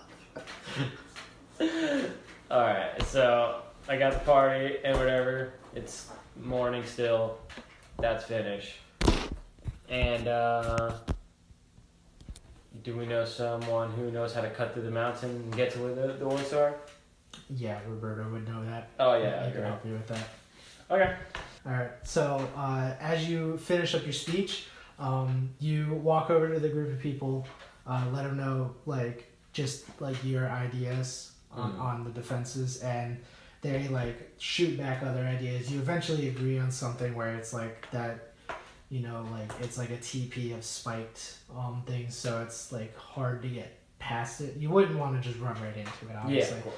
So it's more of, like, it's not really a wall to protect them from attacks per se, but it's a wall to stop somebody from just immediately charging in.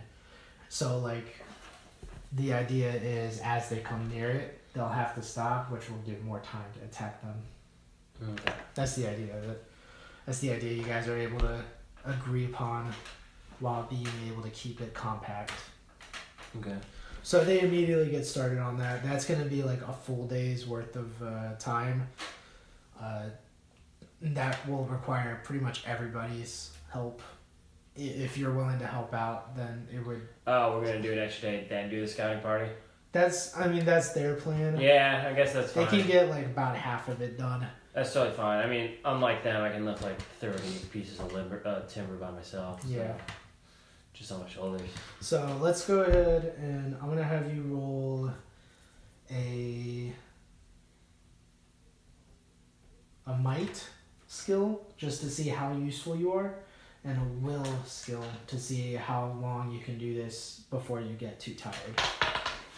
Minus 17. Plus 2d6. Yeah, 2d6. 6 gets rerolled. Yeah, that's way more than enough. So your effectiveness in helping out is like chopping down trees and stuff like that. Is like basically cutting their time down. So at this point, they'll probably be able to finish by like sundown. Go ahead and roll a will to see. I have a 4, so I don't know. That's a D20. That's a then. D10. 6. Just 1d10. Ah. So 6 and So that's 6. 12. Yeah. So, with your help and everybody's working all together on this, everybody is able to get the barricades made. At this point, I want you to go ahead and roll a perception check. Oh, Jesus Christ. Not good. Not good on Nia's side. A 5. Roll 5. Yeah. Yeah, not very good on either side. We're so busy. Yeah, you guys are just too busy, not really paying attention to what's going on. Instead, you're just working the whole day. Suddenly, you hear screams coming from somebody else, like that's working, like some other lady that doesn't seem to be like associated with anyone in particular. And as you like walk up, or as you and Neo turn, you both see a couple more of those raven like people kind of antagonizing the people that are working. They're just kind of chilling by the outskirts of the city while they're antagonizing the lady.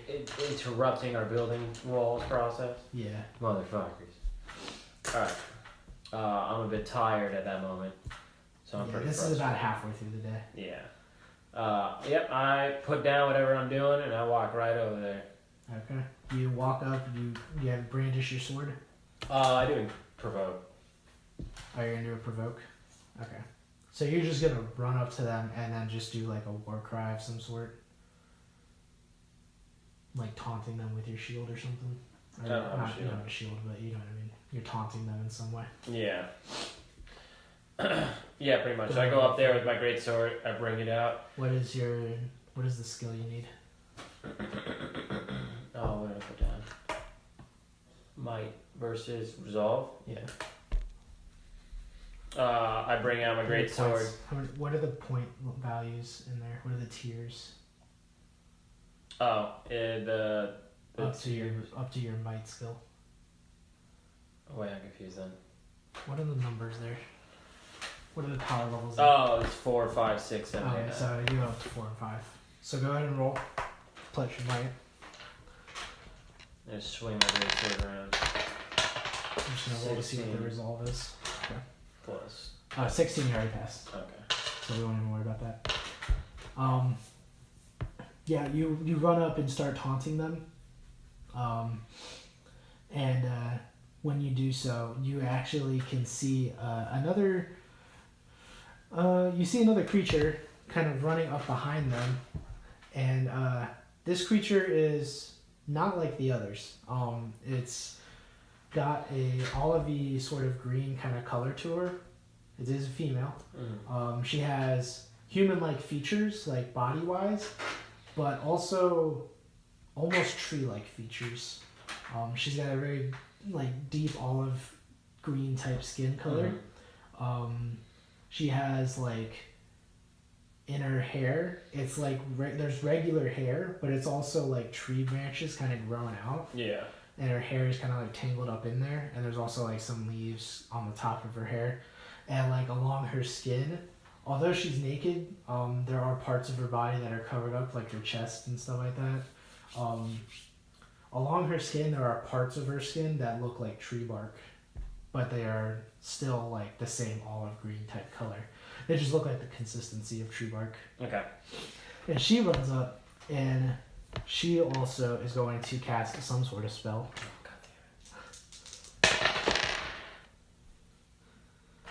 That is a 15 versus their resolve, the raven creatures. But suddenly both fall asleep. And they get drowsy, and they just kind of sunk down to the ground. And the creature that you see walking towards you, or towards them, she looks back up to you and gives a smile, and then she grabs onto one of the raven things, the raven splices, and like starts dragging it along the ground and walks away back into the city, or back into the forest, while the other one is still asleep on the ground. Can I roll learning to see if I know what that thing was? Yeah, go for it.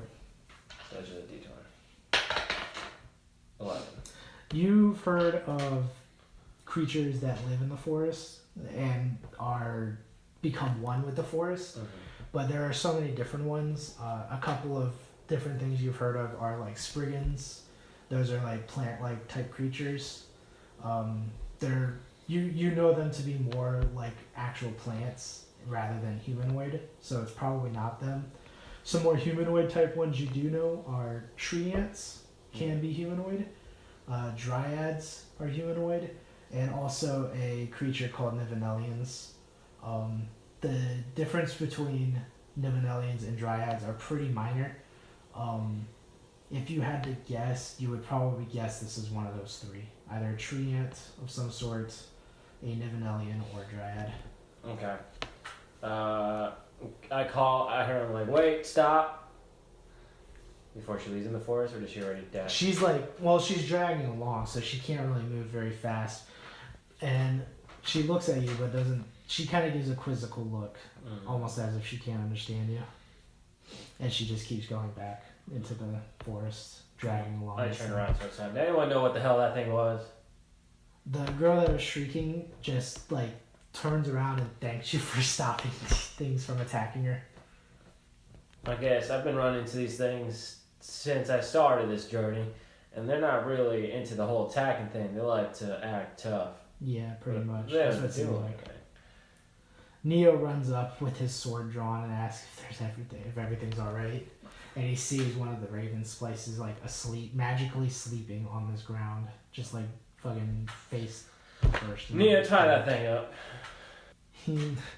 He looks through his bag. He doesn't have rope, but you could give him some rope if you want to. That's fine, I do. You have to use one use of your explorer's pack. Rip. And put 50 feet of rope. Okay. So you give him rope. Do you want to cut that into 2 parts, or do you want to just leave it at 50 feet and have him use the whole thing? Nah, just 2 parts. 25 feet for him. Alright, so you give him 25 feet of rope, and do you want to help him while he, hold down the creature in case it wakes up, or do you want to just leave him to do it? I trust him. Okay, he goes up and he tries to lean up this creature to get it sitting upright, so that way you can tie the rope around it.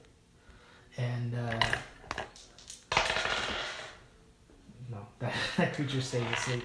He gets it's not a very good tie because he only has 25 feet of rope instead of 50 feet of rope.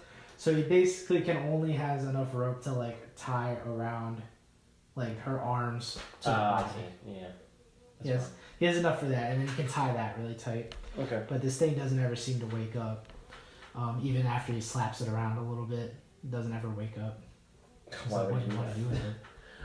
When it wakes up, we're going to try to talk to it because I'm tired of these things. Alright, you want to give me that other 25 feet of rope so I can tie its legs? Oh, my God.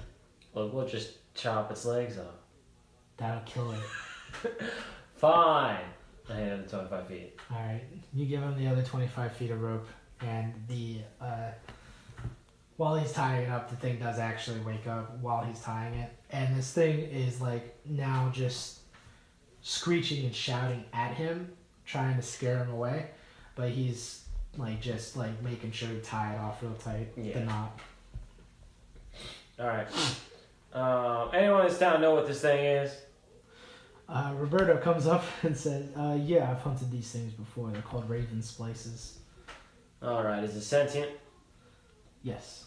Although they tend to only migrate with their own, so it's probably not likely that they know the common tongue. Alright. I've never dealt with them. I've had encounters with them. Well, do they like to attack or do they just like intimidating? They will attack if they have big numbers. If they're in small numbers, they will only attempt to scare the people or scare the things they're dealing with away. Also, this one in particular, the raven splice that you're confronted by is pretty tall. Like, not like compared to you per se, but it's still like, it's pretty tall compared to most humans, for instance. Like, it's about average human size, so like around 5'7", 5'8", somewhere in that range. But he describes as that particular one that you just tied up as being very young and almost adolescent in a way. We'll hold them for now, in case any of them come by, and we'll see what happens. Where do you want us to put it? Put them in the storage area and keep guard. Somebody, don't care who.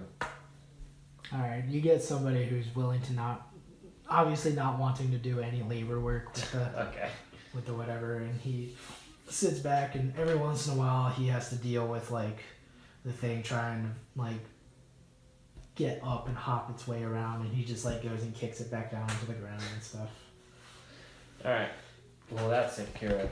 And whatever the dryad or whatever fucking in there. The lady, Gretchen, the wizard, says, I might be able to help with this. And she walks up to you, and she takes her fingers, like the tips of her fingers, and put them around your neck like this, and you feel a slight tingle, and all of a sudden Gretchen speaks to you in Elfin, which normally you don't understand, but in this case you do understand. Ah, I see what's happening. Yeah. Alright, so I can talk. She says, you cannot communicate with it, but you can understand it. Alright. So try and use primitive speaking in order to communicate. Okay, so I go to him in the shed. Right. And it's just like fucking going off at you. It's like, it's screeching at you and like trying to taunt you and like things like that. And after like not understanding what it's saying, eventually you catch a release me at once type of translation. Alright, well I put my foot on his chest. And Right. It's like laying down, it's like Yeah. pinned down to the ground, and he's just continuing to bark like insults at you the whole time. okay. Well I press harder. Okay. It eventually, while very, very reluctant, does eventually calm down enough to like give you time to do whatever you want to do. It seems like it knows that it's at your mercy right now. Okay.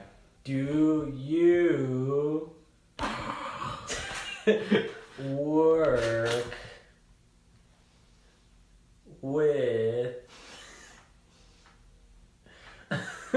the orcs?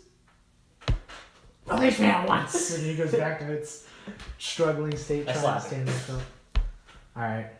Do you attempt to do damage, or you just want to try and get I its just want attention? to get attention. Okay. You slap it, and it doesn't seem to phase him, and then he just goes back to his... I do enough to do slight damage. Okay, you do 3 damage, we'll say. Alright. Because that's minimum Yeah. damage. You basically just ball your hand up into a fist and punch him. It rears back, and its back of its head knocks into the ground, and then goes back to listening to you again. Still very, very angry at you. Who are you? What you should do instead is try and communicate to me with hand gestures and not speak. That way, because I can understand what you're trying to convey. Oh, damn it. So let me try and do it without knowing exactly what you want to convey. He ignores your question Go ahead and just roll a persuasion check just to see what type of response you get randomly. 6. That's a 9. No, 9. Yeah. Nothing else on that persuasion? Nope. Okay. He says, release me at once or else the hearts of the horde will get you. That's what you get. Okay. The horde. I go out there and I go out of the shed really quick. Call Roberto over. Roberto. He says the rest of the horde. Is that what the orcs call themselves? You would know. You would have heard maybe at some point other people describing two groups of orcs as hordes, but Roberto quickly debunks that and says no, orcs typically travel in packs, or they refer to themselves as packs. Okay. Alright. And not necessarily hordes. Alright.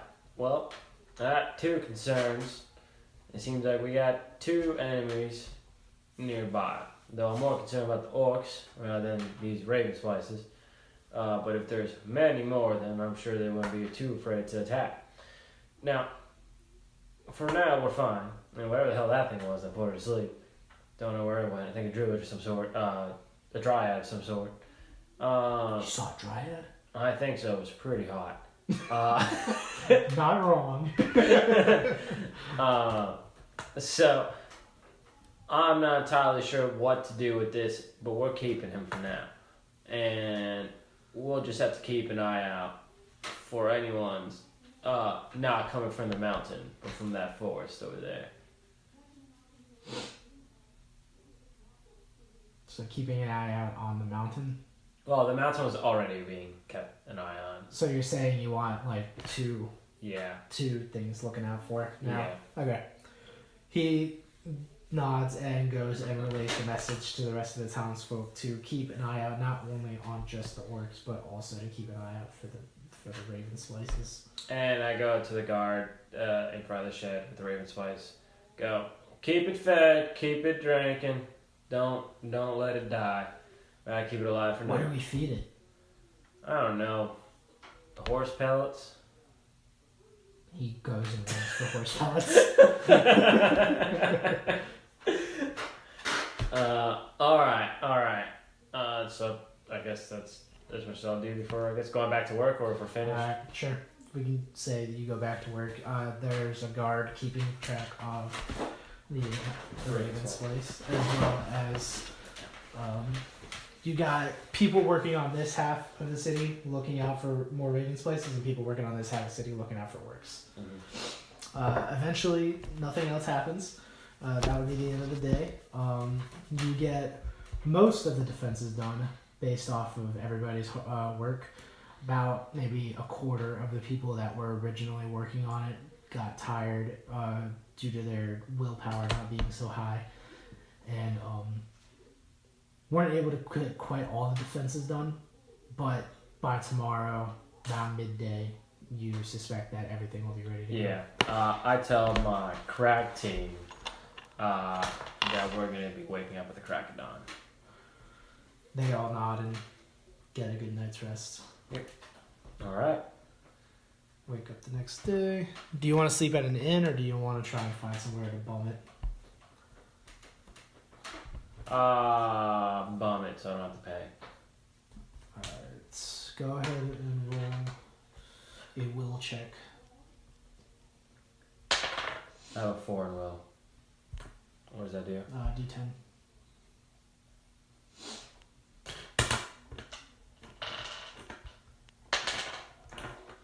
One. So 18? Yeah. Okay. Yeah, you're able to, you kind of hang out by the stables. The nighttime gets a little bit chilly, but you are able to keep yourself warm overnight. I'm this inspirational leader, and none of these motherfuckers gave me their house to sleep in. You can roll a persuasion check. No, maybe fuck that. somebody will do it. Nah, I'm alright. Alright. Yeah, the stables person is This town is dead to me. willing to lend you some space, and they help you to stay warm by giving you like giving you some sheepskin to cover yourself up with. Okay. You eventually all wake up the next morning. It's like You wake up to fucking pigs being let out of the stable all at once, and a whole bunch of like trampling feet coming by you. Everybody else, anybody who's not awake, you go ahead and wake them up. Neo actually stayed sober the night before. Hell yeah, Neo. So he wakes up and he's completely refreshed and ready to go. You also have Roberto, and you had, what was his name? Marcus. Marcus, that's it. Yeah, and then 3 other idiots. Yeah, and then 3 other idiots. Let me go ahead and write down this team real quick so I don't forget to make character sheets. That's the team. There they are, the best of the best. They already fell. Well, it's still standing. Don't worry about it. I still read it.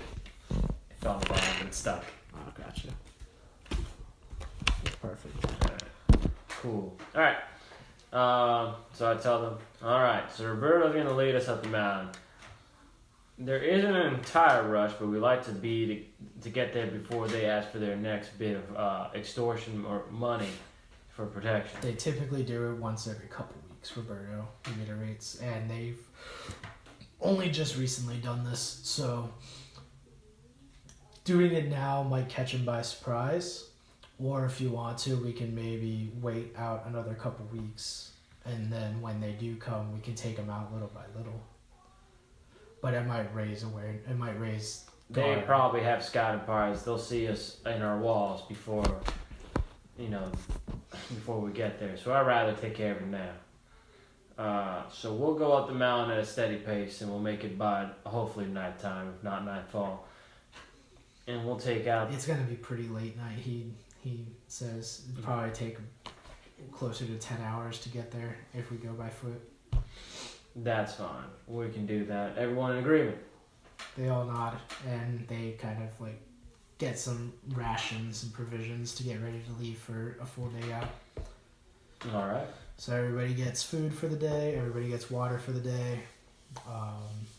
Everybody gets equipment that they all want. Is there anything else in particular you want before you head out? I got everything I've ever wanted.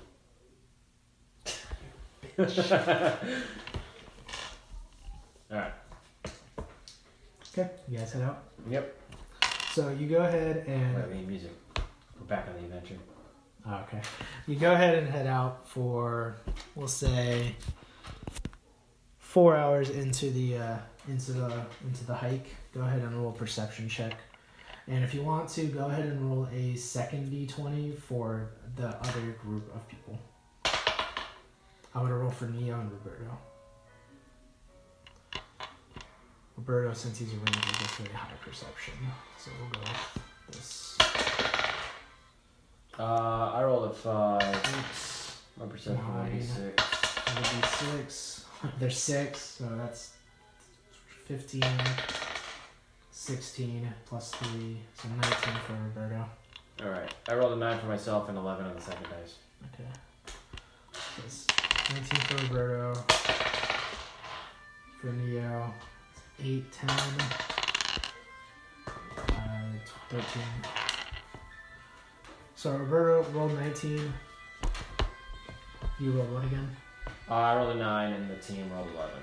9 and 11. Okay. You guys, with your combined efforts in perception checks, you are continuing to walk down the road. At one point, you do actually notice a small group of orcs traveling together. Not necessarily. That doesn't look like they're going directly towards you guys, like where you were coming from. Yeah. Looks like they're maybe hanging out, maybe potentially trying to hunt for food, or maybe coming back from doing that. Alright. So I huddle our team. This is perfect. They're playing right into our hands. We take at least one of those orcs and we get some information out of them. I think we've got a good thing going. There are 4 of them, by the way. We'll need at least one. You can kill the rest if you need to. But one is what we need. So everybody, as you're giving this plan, everybody agrees, keep one alive. What we'll do is,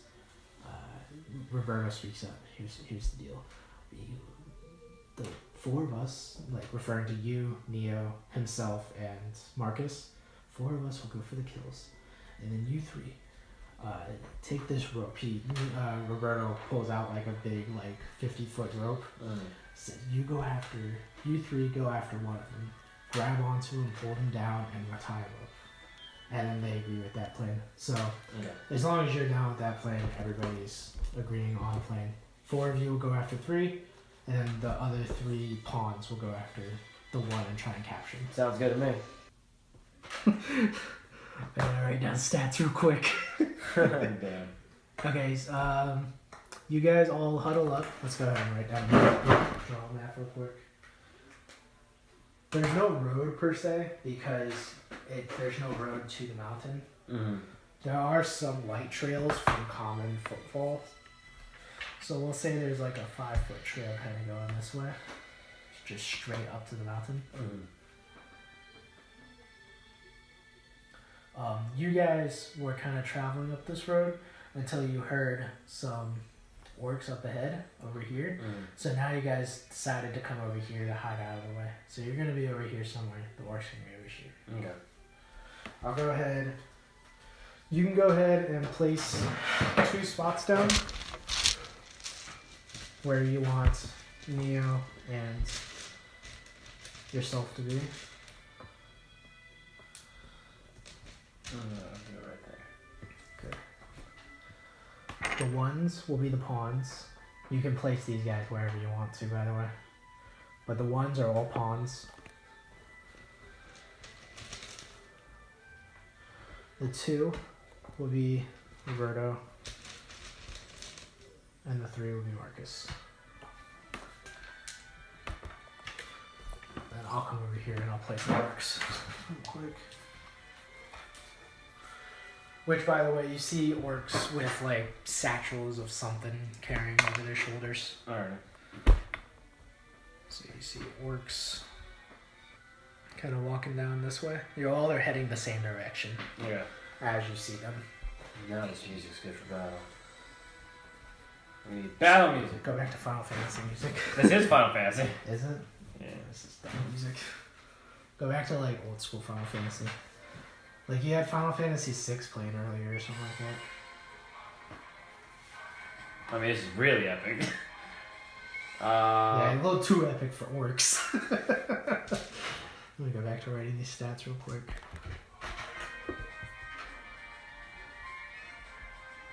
This works. What are the 3 defenses? Guard, something, resolve. Yeah, guard, toughness, resolve. Toughness. Okay.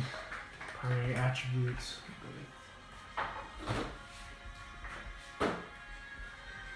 Next week, I'm not sure if I can play, only because if I fail to trade my shift, I'm going to have to make it up to my family because I won't be at Christmas Eve nor Christmas. Alright. But the week after that should be good.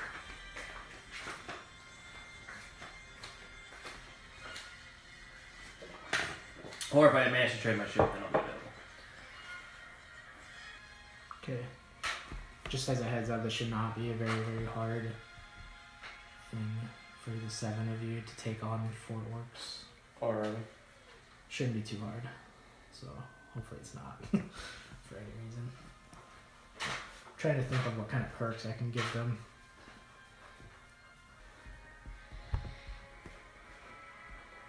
I'll give you the surprise attack or the command to go to give somebody else a surprise attack if you want to do that now.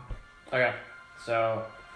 By the way, for weapons wise, Neo is basically just set up with a longsword and shield. And he also has a couple of javelins to throw. But he's probably pretty far out of range. Where are you?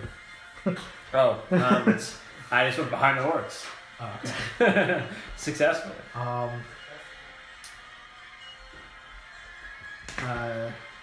Roberto has a longbow for hunting. And Marcus, he has a light crossbow. Okay. So, like, we made the plan, but you play the pawns, or I play the pawns? I'll play the pawns. Okay, so it's your interpretation. So. of the plan, right? Hmm? Okay. It'll be your interpretation. Oh no, sorry. Yeah, you can play the pawns. Oh, okay. So like, you can do this however you want to. But basically, the plan that everybody agreed upon was, you guys kill, and these guys will try to capture one. Okay. That was the plan, you guys. Yeah. I just wanted to make sure. I didn't know like whether or not if I control them, I was gonna make them try to go behind as soon as the attack starts. What should the fourth orc do?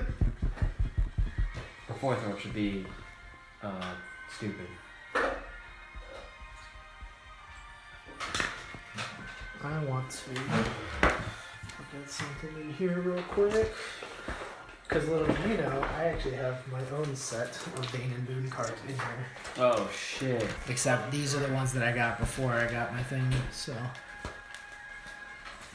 I don't have really nice ones like you do. So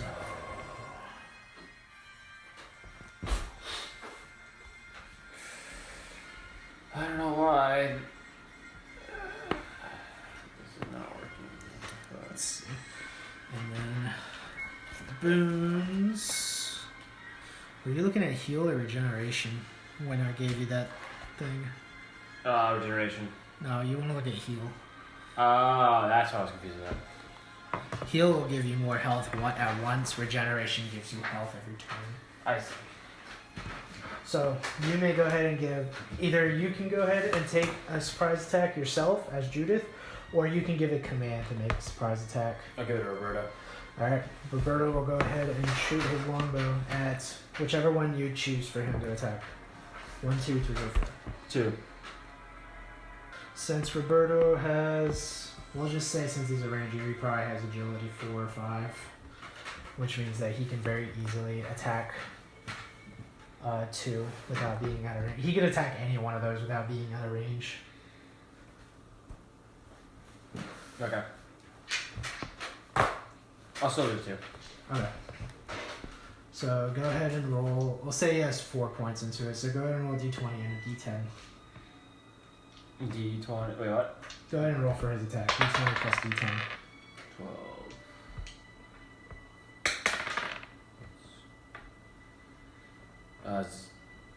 0.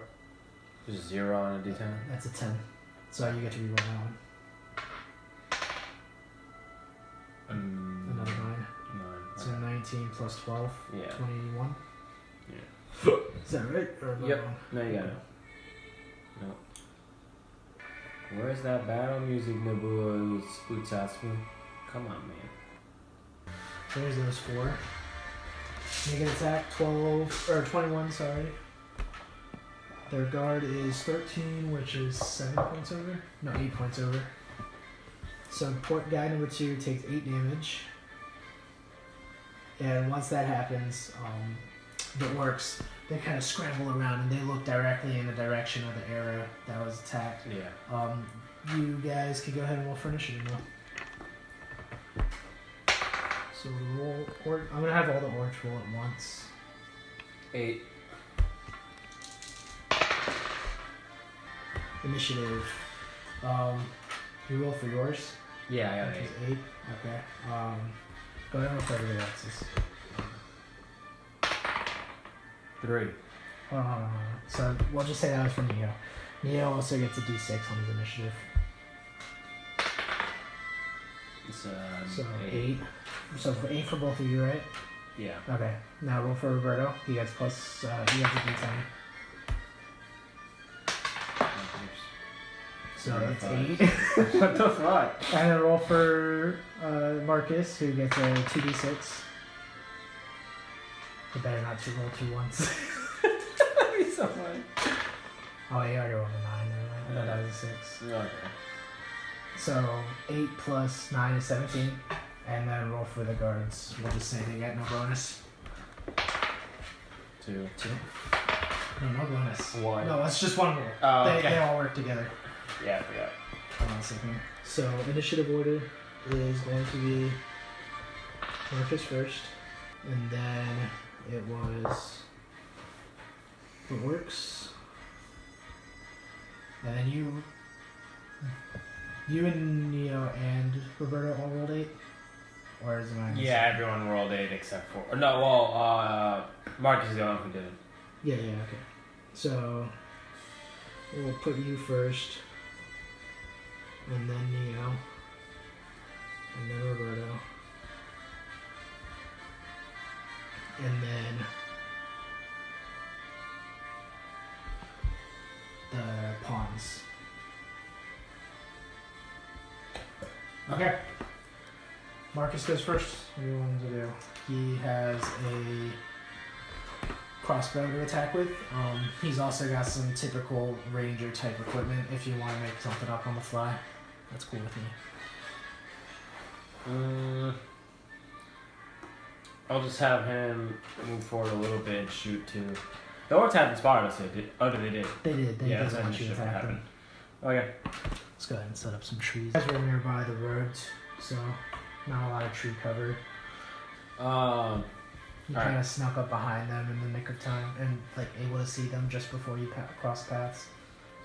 He'll move. Alright.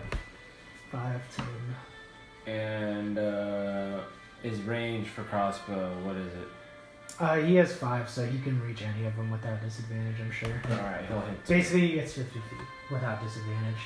So 5, 10, 15, 20, 25, 30, 35, 40, 45, 50. I'm pretty sure I can reach all of them. 5, 10, Yeah, 15, that's 20, 25, 30, 35, 40, 45. You can't reach the 1.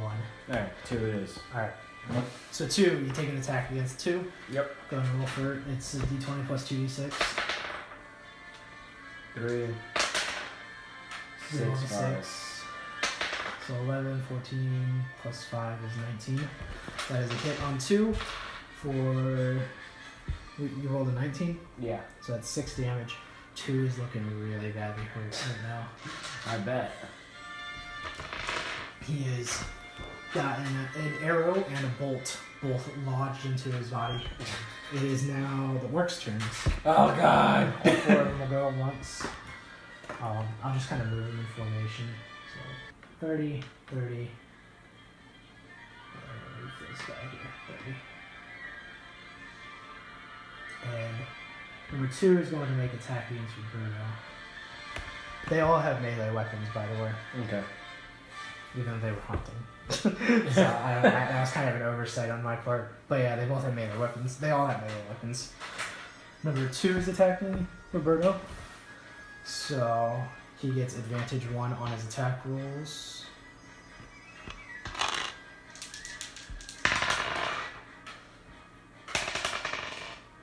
Takes the 6. So that's 25 versus Roberto. Roberto, we'll say he has a decent enough thing, but he probably still takes a pretty heavy chunk. We'll say he has an armor or a guard of... We'll say he has a natural guard of 15. He probably wouldn't carry armor around and slow him down, it feels like. Okay. Oh, you never gave me those ring spells. Oh yeah, because I was still thinking about him. Okay, that's fine. They're not needed now, I just wanted to. So, 25 versus 15, he loses 10 HP. It's not really life-threatening in his... I mean, it's pretty life-threatening, but he's not dead. In this case. And that's going to be it for... Oh, let me check real quick. Number 4 actually drops his gear, his spear, and like whatever the heck he was holding before, and actually starts waving his hands around as if he's casting a spell. God damn it. Rolls.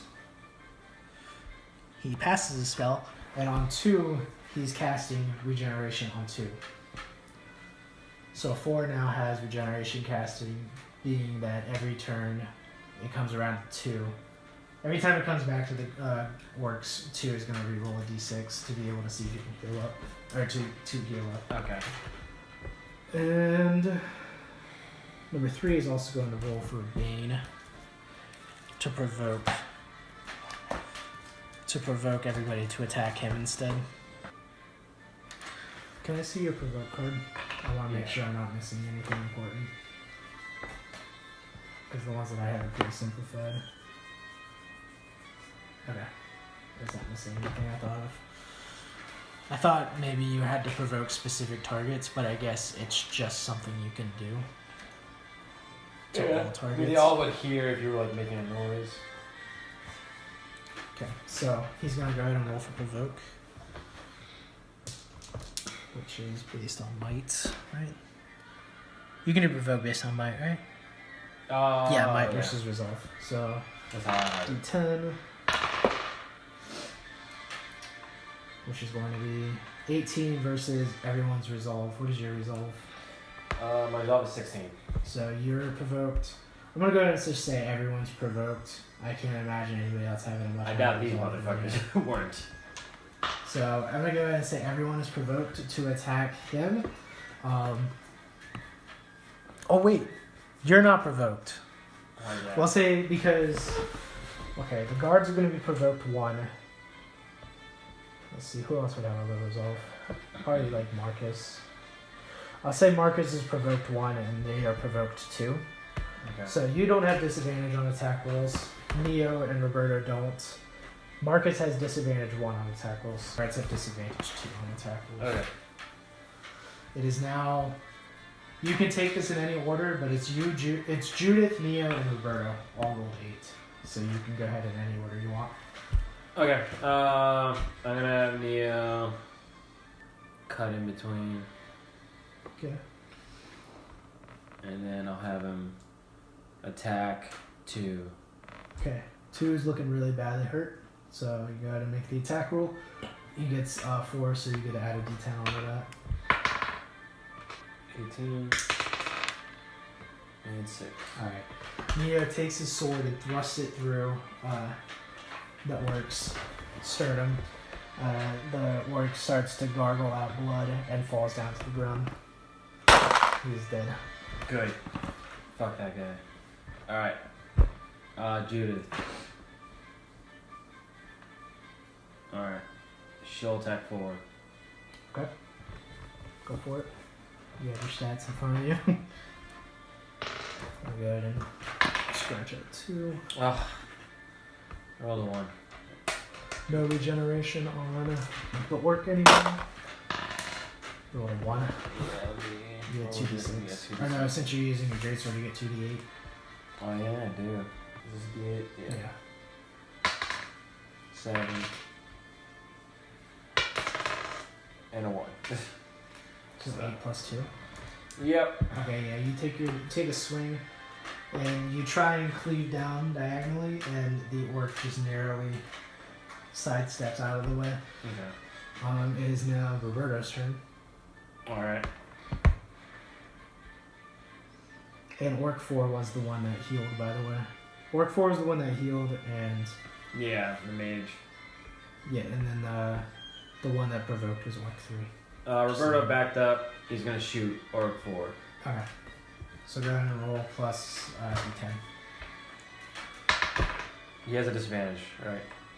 No, Marcus does. Oh, I'm sorry. This is Marcus. Yeah, that one's Marcus. That's what I meant. Yeah. Roberto's turn already happened. No, Roberto gets to go. He got the surprise round. It's not his turn in the actual. Oh, I see. Alright, I'll keep Marcus here for now then. I'll have Roberto go back. He can do 50, right? Yeah, he can shoot up to 50 feet without disadvantage. Yeah, he runs away a little bit and then he shoots 4. Okay. So 3. And then what? 2d10s or? 1d10. 6. So. Yeah, Alan's in this. Alright. It is now Marcus's turn. Right? Yeah. No. Marcus already went. It's not a pawn's turn. Oh, okay. Alright. Marcus is first to go. Alright, motherfuckers. Start making formation. Okay. And the pawns were given an order, but you can have them do something else if you want. I mean, like, what do they have on them? They got that rope. They have short swords. They got daggers. So they could throw a dagger if you wanted them to.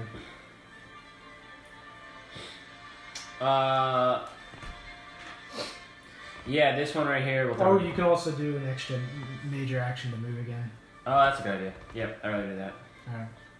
No, that one's all by itself. Okay. You want that one to attack or anything? Oh wait, no, you already did your action. Yeah. Okay. Top of the round, Marcus's turn. Okay. He moves back a little, Alright. and he shoots 4. Okay. That's D20 plus 2d6. 19. 3 and 1. So that's 24. And No, 23. disadvantage. 23. Oh yeah, he gets disadvantage 1. So roll a third d6, and you take the 2 lowest numbers. No, it's a d20. Oh, sorry. You said D6. Yeah, another d. Basically roll the 3. Roll the 3. Because you take the lowest 2. So Alright, so what? yeah. So you do 21 instead of 23 or whatever. Against 4? Yeah, wait, what? No. Yeah, 4. 4? Okay. Yeah. 4 is the shaman one. That deals 5 damage to him. Alright. The arrow, or the bolt from the crossbow sinks into the leg, and the shaman looks intensely over to Marcus and rips the bolt out of its leg, almost seemingly unfazed by it. Damn. It is now the orc's turn.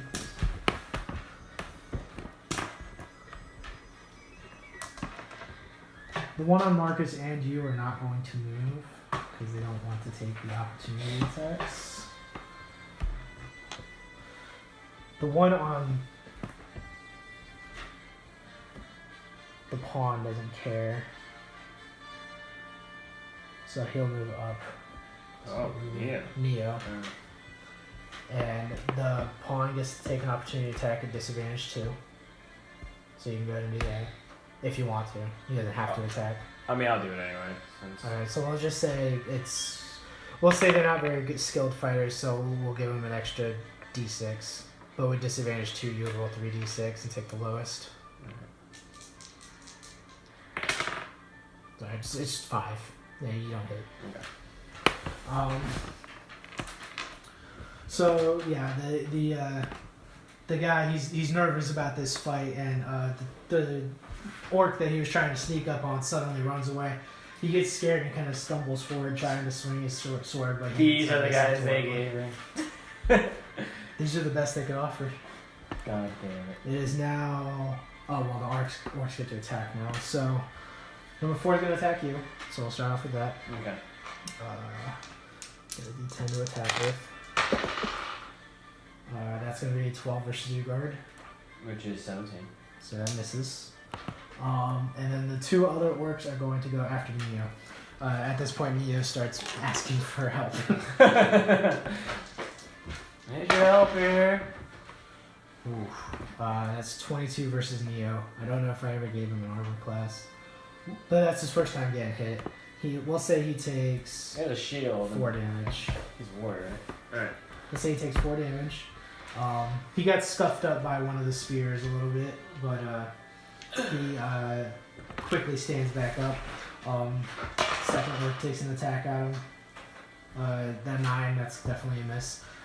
He's ready for the second attack and brings his shield up just in time to deflect the spear away. As it is now your turn, plus Neo, plus Roberto. Okay, cool. Good. Alright. I'll do me against 4, Okay. and I will... Oh, shoot, I forgot to heal. Oh, whatever, it's fine. I forgot that these guys can heal. orcs in here heal naturally? No, orcs. The number 4 has regeneration, so I forgot to do that. But that's Just fine. go ahead and do it. No, that's fine. Go ahead. Uh, Take those attacks. okay. They're not heal bots, so. I'll do knockdown. Alright, you attempt to do a knockdown. Go Yep. ahead and roll for the Bane attack, 2. plus your might. You only need to roll 1 above the guard, so if you roll some explosive dice, then you might be able to get it. No, yeah. You attempt to sweep their legs with your sword, and they jump up just in time out of the way of your attack. Okay. That was a good attempt there then. Alright, so... Nothing else I can really do. No, there's nothing else other than movement. Alright. I'll do Roberta first. 1, 2, 3. That's it. Alright. Don't worry too much about lines of sight unless they're behind like cover, like a tree. Oh, okay, then he But, could like, just stay where he was. Yeah, by like NPCs, it's fine. Okay, cool. So I'll attack 3 with Roberta. Okay. Go ahead and make an attack with D10. 3. Plus 6. So nope, that one's a miss. Winds his arrow back.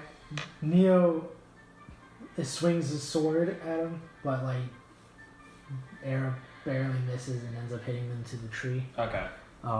It is now Neo's turn. Simultaneously taking this sword attack, I presume. Yeah. It's up to you though. He'll attack 1. Alright. That didn't count. Sure. That wasn't the original roll I was trying to do. He also gets a D10 on his attack. Okay. Hey, it was the same exact one anyway. It's because the gods know. Yeah. It was To be actually a 10. real attack. Yeah. It's 10, so go ahead and explode that die. 9. So 19 plus 4 is 23. Uh-huh. Fucking exploding dice, man. You went from like no damage to 23 minus 16 is 6 damage. Yeah, no, 7 damage. You got 7 damage to which one? 3? Oh, yeah, 3. 1. Oh, no. 3 or 1? 1. It was 1. Okay. So you deal 7 damage to 1. Neo takes his sword, swings it across the face, leaving a giant gash against the cheek of the orc. The orc reverses back a little bit, stumbles. It is now the pawn's turn to attack, Alright. or to make their move at least.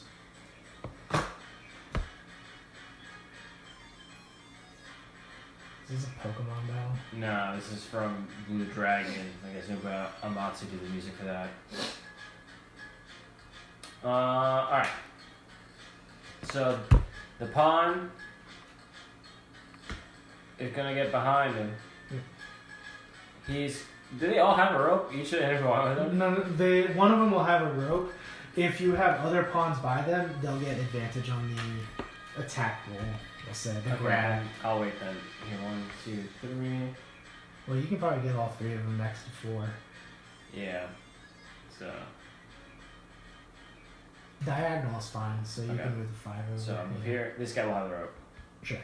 Throw the rope. Alright, you attempt to make Lasso. Let's see. Is there a grapple beam? Incapacitated. Oh, there's a mobile as well. What is a mobile's effect? Okay, yeah, immobile would be the one I'm looking for, I think. So go ahead and roll a straight. A D20 plus a D6, and it's going to be versus toughness, which is a 15. Get higher than 4. Oh. Well, you have advantage, didn't they? Well, they have disadvantage too. Oh, so it just negated it. Yeah. Okay.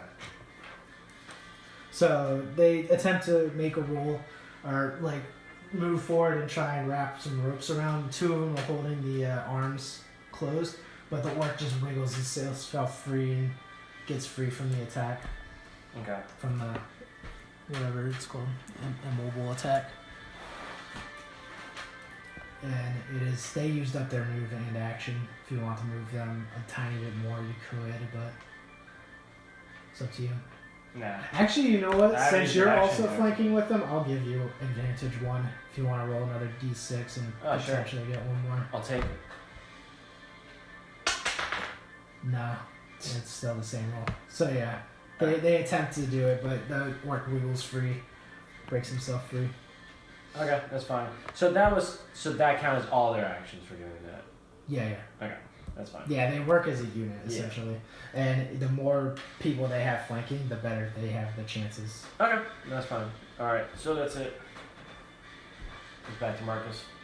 Yes. Yeah, goes back to Marcus's turn. Why does provoke go away? Provoke will sustain as long as he's not trying to do another boon. Oh, I see. Or a bane, rather. I'll shoot 3. Marcus will shoot 3. Shoot 3? Okay. Yeah. He gets a d20 plus 2d6. So that's 4, 2. 20. So that's 4 damage. And with disadvantage, you rated that? Yeah, he does have disadvantage one. So roll the 4. You roll the 4. Okay, so he takes 3 points of damage instead. 8. Down to half health. The orc now has a couple of bolts lodged into his body and looks back at Marcus frustrated. The orcs are now going to take their turn. Under normal circumstances, the orcs would want to continue gathering up to keep attacking, but this orc is so frustrated he's going to take his chances and go after Marcus. Going to provoke an attack from Neo. Yeah, better It's roll. 1d10. No, it's just 1. 1d10. It's a 10, you roll it. So 12, 14 versus the orc. It does it hit? It does hit. It takes 3 damage to the orc, which is number 3. This orc's looking pretty rough. He takes a slash to the back and continues running towards Marcus. And takes his spear and tries to drive it through Marcus's chest. Oh, damn. Okay, battle rage. Nope. Marcus, too quick and wild, ducks out of the way from the attack, but it is now in melee combat with the orc. The other 2 orcs. The orc that was attempted to be grappled by the 3 of you looks terrified of the fact that there are now 4 of you surrounding him. He is going to make an attack at you in hopes to take you down. Good luck. Fat chance. Oh shit. Shit. Turns out he had a big chance. Oh damn, he exploded, didn't he? You take 12 points of damage. Christ. And on top of that, because you rolled 10 you haven't rolled 10 above anything, so this is this game's version of critical hits. If you roll a 10 above something, you can also make a Bane that goes along with whatever attack roll you made. So in this case, he made a might attack. Okay. He is going to, in his attempt to get away from you as quickly as possible, he takes his spear, jabs it into your abdomen. Fortunately, you are slightly armored, so you don't take a lethal attack, but you do get pushed back 10 feet. Holy shit. We'll just push you here. Am Along I- with the am 12 I points of prone or damage. no? No, you're pushed back. You were forced moved, essentially. Okay. It is now one's turn, and he will take an attack at Neo. He gets advantage 1.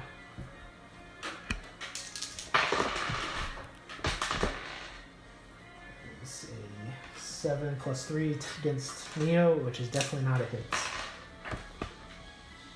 And that is the end of the orc's turn. That was a damaging turn for me. Yeah, it was. Personally. You are now in melee combat with this orc, Okay. by the way. Yeah. Not as much. Alright, using the cape. How does that work? Just, what? Using the cape. Oh, basically, casting heal on yourself is an immediate success. Or on anybody. Casting the boon heal is an immediate success. But I have that boon automatically because everyone has boons in the veins, right? Yeah, so normally you would have to roll for it, but this is an auto success now I'll because do of it. the cloak. That's when we do it. I'll start with So her. that'll be your action. What level is your creation magic? It is 3. So you can cast heal at power level 3 immediately. Okay. So I don't have a heal card. Oh wait, I do. I forgot how to heal. Alright. So that is Well, 1d8. So 1d8 you can heal anybody. Heal yourself. Good job. Killed him. I rolled an Oh, 8. that exploded, so you get to reroll it. 9, so you heal 9. Not too Grab onto the abdomen where you just got thrusted by the spear. Yeah. And you can feel the open wound and the blood that was pouring out of your abs.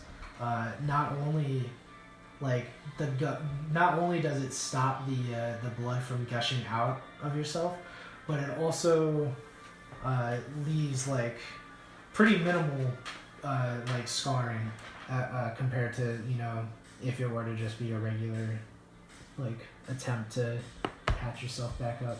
Yeah. Well, I got 23 now. I held up mostly. No, that's still So that's your turn. Oh, well, you can still move if you want to, but you're in melee with the other orc. Alright. I can still attack, you said? No, you can't attack. Oh, yeah, The it is heal so. is your action. Yeah, okay. So you can move, or you can do a bonus action. But I can get attack opportunity done by me. If you move, you will get attacked by number 3. I will not move. I'm just gonna stay there. Okay. So you stay engaged for number 3. It is now Neo and Roberto can go. I'll do Roberto to hit 3. Okay. So Roberto will go ahead and make an attack. He gets plus D10.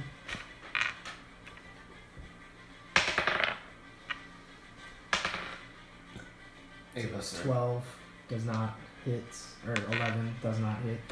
It's damage and his rolls just suck shit. He takes arrow, notches it, points it at number 3, but it flies right past you guys. No damaging. He can move if you want him to, and it's Neo's go as well. I'll do Neo. And I'll attack 1. Okay. His was D6 or D10? D10. Okay. 4 and 13. 17 hits. That's 4 buffs, so you do 4 damage. Brings him down to 5. Both number 1 and number 4 are both looking very, very rough right now. Or not number 4, number 3. Yeah. I have to change these numbers. So yeah, okay. So yeah, number 1 and number 3 are both looking really, really rough. They're both got badly beaten. As it is now the pawn's turns. But they go at once. So it's the pawn's turn. It is rope time, baby. Alright. If you want to make another immobile Bane attack. Yep. That'll be might versus toughness. And advantage 2. Because he has 2 other Which fighters. just negates. So, what's the? I roll a D6. It's might. For these guys. Oh, roll it. Yeah, D6. No, they don't. Jesus Christ, these guys. Again, they try and. I mean, these guys, the orcs are pretty tough. That's their highest defense stat. Okay. I see. But yeah, again, the orcs, they try and go get on top of. It's very like it's like a comedy action type thing where they all dogpile on him and the orcs just like raw. Jesus Christ. Motherfucker's gonna kill us So it's all. now Marcus's turn unless you want to move the pawns. No. Marcus. Yeah. Well, He's still in melee with him. yeah. He does have daggers, so you can do a melee attack, and he still gets his 2d6 because they're finesse weapons. Okay. He whips out his daggers. Alright, he goes ahead and whips out his daggers. Alright, go ahead and make an attack with 2d6. So it's 9. Okay. So that's it. And then 2d6. A 6. Alright, go ahead and reroll the 6. So 11 plus 2 is 13, plus 9 is 21. No, 22. Versus their guard, which is a 13, which is 9 points of damage. Yeah. Against which one? Against 3. 3. Oh, that kills number 3. Alright. He takes his 2 daggers and kind of does like a quick like triple strike up the chest and then a quick down strike into the 2 eyes. Hell yeah. Pushes him down to the ground. Yeah. He's dead. That's okay. He's dead. Fuck that guy. Alright. So now it is the orcs' turns. The orcs are starting to thin in numbers. Let's go ahead and make a presence check to see, or a will check to see if they want to keep fighting. Oh wait, Marcus had disadvantage, didn't he? Disadvantage 1. Okay. You can go ahead and roll another d6. A 3. So he wouldn't have exploded. Be a D8 plus 9. Yes. So 9 plus 8. 17. There's 13. Which is 4 points over. This orc is alive with 1 HP. Okay. So, bring back number 3, baby. I'll just put it there. Alive with 1 HP. This orc is heavily injured. Since they are not in half numbers, they will not will save. They will continue fighting. The one with 1 HP up against Marcus will go ahead and make an attack roll with his spear, which is a big fat miss. He tries to make like a feint attack to look like he's gonna go for a thrust, but then he instead kind of goes for the back end, trying to swing down. But Marcus is able to see through his ruse and continues to dodge the attacks. Sweet. Good shit, Marcus. We'll say number 1 fights against Neo. That is a 13. Neo's armor is probably higher than that, so we'll go ahead and say that's a miss. And Neo just takes his shield and like just deflects the attack, and then kind of like, because the orc is like kind of like getting in his face, he kind of bashes him away a little bit back. Number 4 will go in and attack the pawn. Actually, number 4 really doesn't give a fuck about the pawns. He's gonna go up and attack you again. So go ahead and move him up. The pawns can take an attack if you want. This one hasn't been touched at all, by the way. Oh, yeah, you're right. Alright, the pawns will go. Yeah. A 1. Go ahead and give them a d6 to add on to their attack. They get no advantage or disadvantage. Alright, so yeah, no exploding dice. They all take their swords and like wildly flail them at the They orc. just that look tries to away. run away. Yeah. The number 4 orc comes after you and tries to take another swing at you. That's going to be a 26 versus your guard. Jesus. 26 that's 11 Nice, points of damage. No, that's 9 points of damage to you. This orc is I'm back to 14. heavy ass work to you. This orc whose job it was when I made it to heal people is now doing heavy damage to you. He's like, fuck this. You guys are idiots. I'll show you how it's done. And it's now your 3 turn. Okay. So Judith, Neo, and Roberto can go. You got this one super heavily injured. He's gonna attack 4. Roberto? Yeah. Okay. Gets a d10 to go on with his attack. Where am I going to go? Alright. 2. 8. So 10 is a miss. God damn it, Roberto. You're so bad. Roberto can move if you want him to. I already moved. Oh, did you? Yeah. Alright. It is now Neo or Judith. Just put this one out of misery. I mean, Marcus is gonna be the first in the turn, so it doesn't really matter. I mean, it's up to you. I'm gonna force move 4. Okay, go ahead and make a Bane attack, which is going to be... My versus guard. Alright, so 2d6. 4 and 3 and 2. That's probably not gonna do it. Versus what? Guard? Mhm. No, yeah, that's too nice. Ugh. You try and kick the orc away, but he catches himself on the dirt and immediately walks back up to you, as if nothing This guy's happened. scary, man. You made a boss. You want to go against the boss? I can put you against the No. boss. Okay. Now Neo can go. Alright. He'll swing at 1. Okay. Go ahead and swing that one. That's 2d. No, that's 1d10. Sorry. This is the 10. Yeah. Nope, that one's a miss for sure. No. Oh, the 3 hours before you hit. I know. This fight is just taking longer than we thought. Yeah. So that's a miss, unfortunately. It is now the pawn's turn. If the pawns go after the weak one, I'll give them advantage on the attack. Yeah, I was thinking about that. All right. You can surround him. Yeah. But I don't want them to be near this guy. Oh, it doesn't matter what one of them is. So it doesn't matter. He doesn't care about them, so. Yeah. Alright. At this rate, he doesn't. He's surrounded by a lot of people.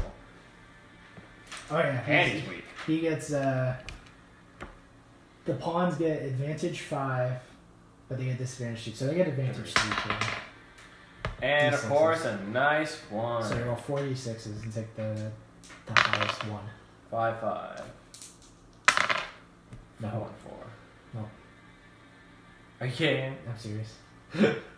These pawns They suck still have shit. to roll higher than their guard, so or their toughness, whatever one it was. Oh my There's god. no way it was higher. These guards, these With a 1 pawns or 5. suck. You're so bad at this game. Even though I'm the one rolling the dice. Marcus's turn.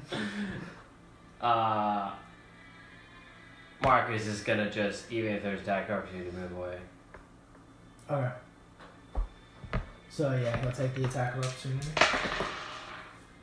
which is going to be a 20, which we'll just say is. Didn't he already get hit earlier? Yeah. I'm pretty sure he did. Yeah. I don't remember how much he took. We'll say he's like he's getting to that low point where if he takes another hit, he's probably down. But wait, who got near him? I don't The remember. first guy hit him with a spear? It was either. One hit him with a spear? It was either somebody hit him with a spear or somebody hit Roberto with a spear. Roberto was almost killed. Oh, so Marcus is fine then. Yeah, okay. So Marcus takes his attack. We'll say he's like down to half health because he took 10 points damage. Okay. So Marcus can now make his attack or do what he wants to do. Marcus will attack that one. Number 4. Yeah. Daggers. Yep. He gets 2d6.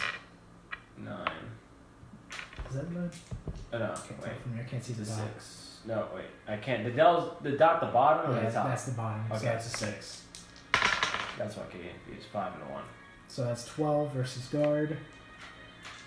That's a miss. Yeah. It's a miss by 1 point. Alright. Number 4 is still looking very, very healthy. It is now the orc's turns. You haven't killed any of them, so they're still not going to flee. I killed 1. Well, you killed 1, but you haven't killed the other one since the other one dropped down to 1 point. Yeah. So the orcs are still not going to flee.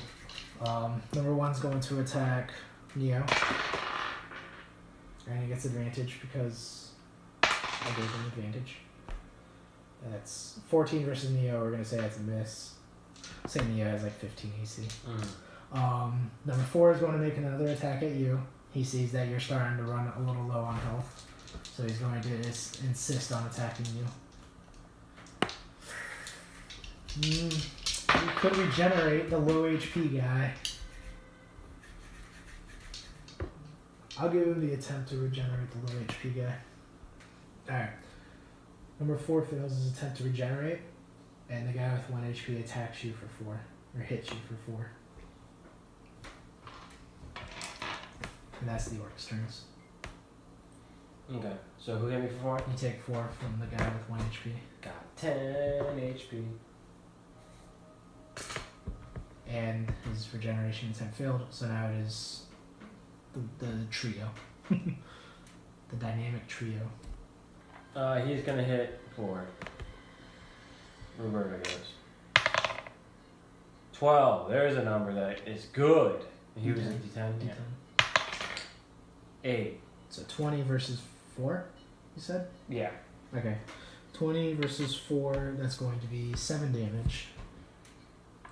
Which takes him down almost to half health immediately. Trying to think what the fuck is... That's... 8. Okay.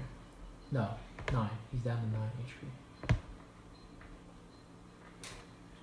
Roberto pulls his drawstring back, lets out a slow exhale to steady his aim, and sinks an arrow into number 4's arm. Just as he's like about to raise his axe up to attack you again, Roberto almost stops the attack in that case. If you want to, you can move him. And you still got Judith and Mia to go. Alright. Judith is going to swing the fuck out forward. Just straight up attack him. It's 2d8. 15.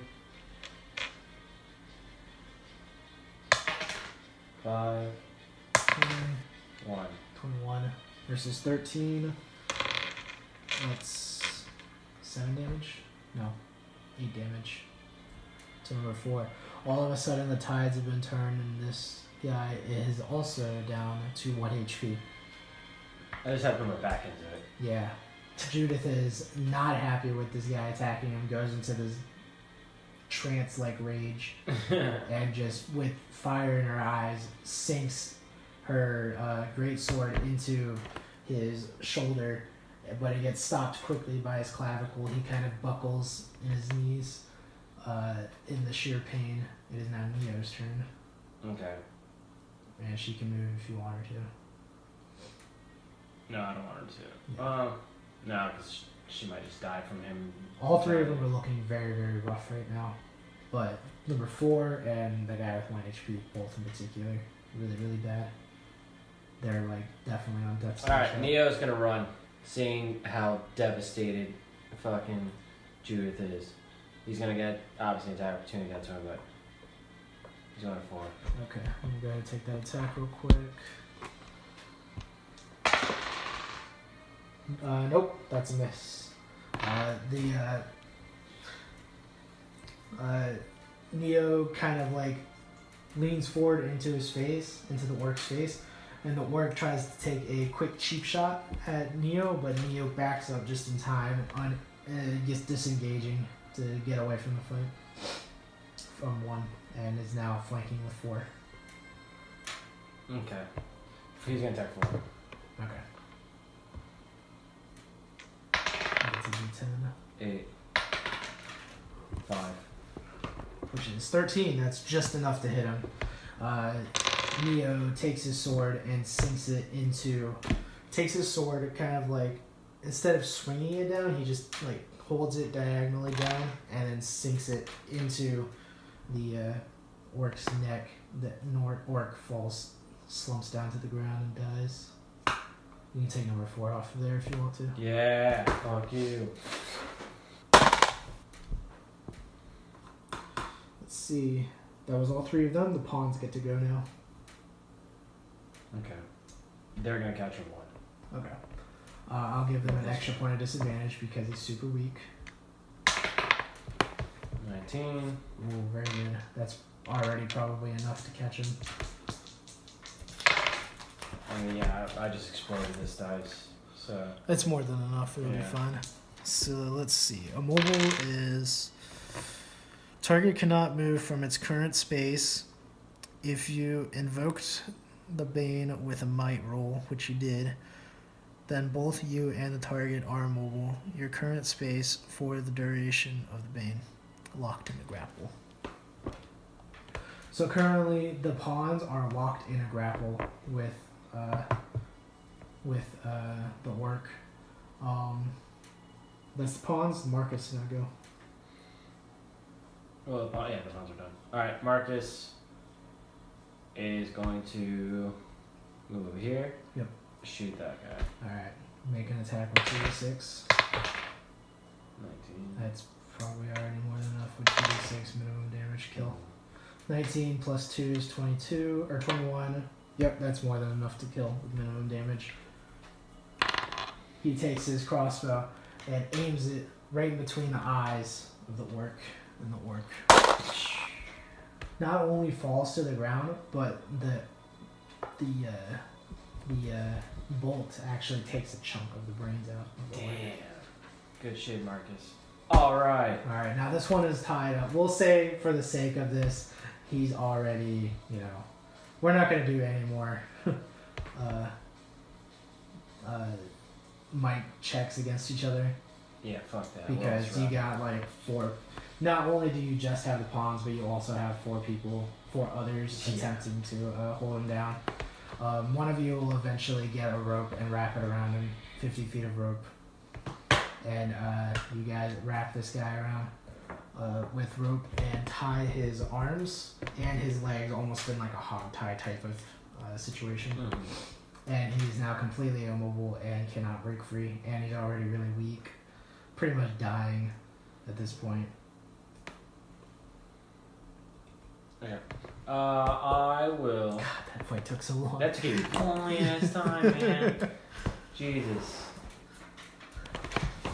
Alright. If he had the opportunity, he would have taken his chance to try and run away immediately. Alright, I do my famous foot on chest. Work stats. I'll do my famous foot on chest and go, do you speak common? Fuck you. He speaks back in common. I look at Neo, and that's a yes. Alright. That's a yes.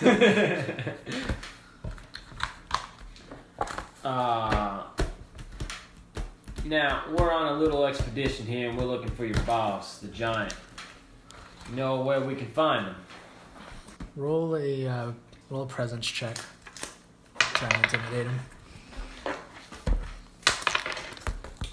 22.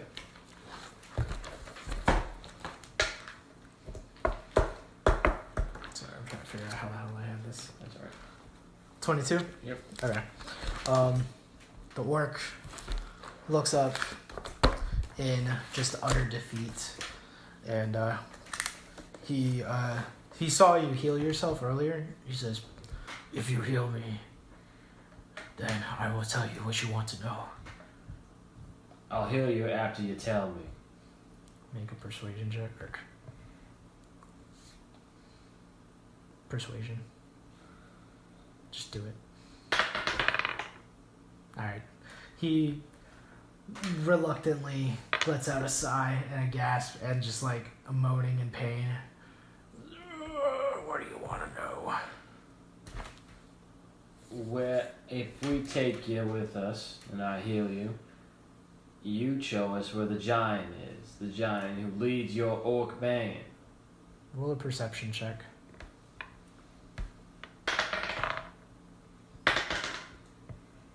I'm not gonna do. 13. He agrees to show you this, but you can see like when he agrees, he gives a little smirk as if he's kind of trying to. I press on his chest a little harder. Says, You can't lie to me. You're not very good at it. Your orc faces aren't good at lying. He says, just heal me, and I will tell you what I can. I will not backstab my brethren. Well, we'll see about that. I heal him a little bit, just as small as I can. We'll go Just ahead and based on say the roll. you can cast it at the lowest level on heal. D4. I hope it explodes. Oh, okay. That would be hilarious. You heal him 1 HP. It's not really much. You like kind of put your hand on him, and it helps him feel a little better, but all the wounds are still very clearly there that he had just suffered. It just kind of like stops the bleeding, but like the scars and all the stab wounds are still there, and they're still in pain. So I thought, you ain't dying now, but that's all you're gonna get for the moment.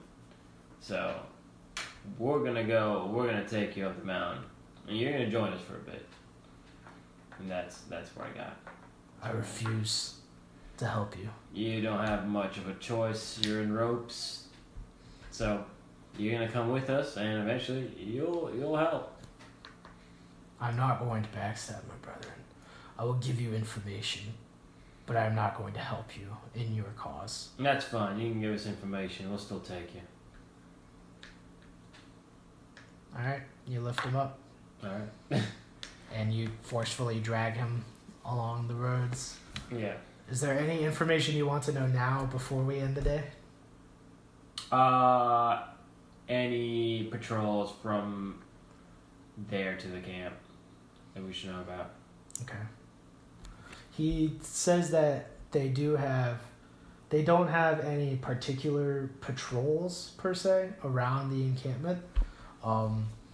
They do have hunting parties to go searching for food because there are a lot of mouths to feed. Mm-hmm.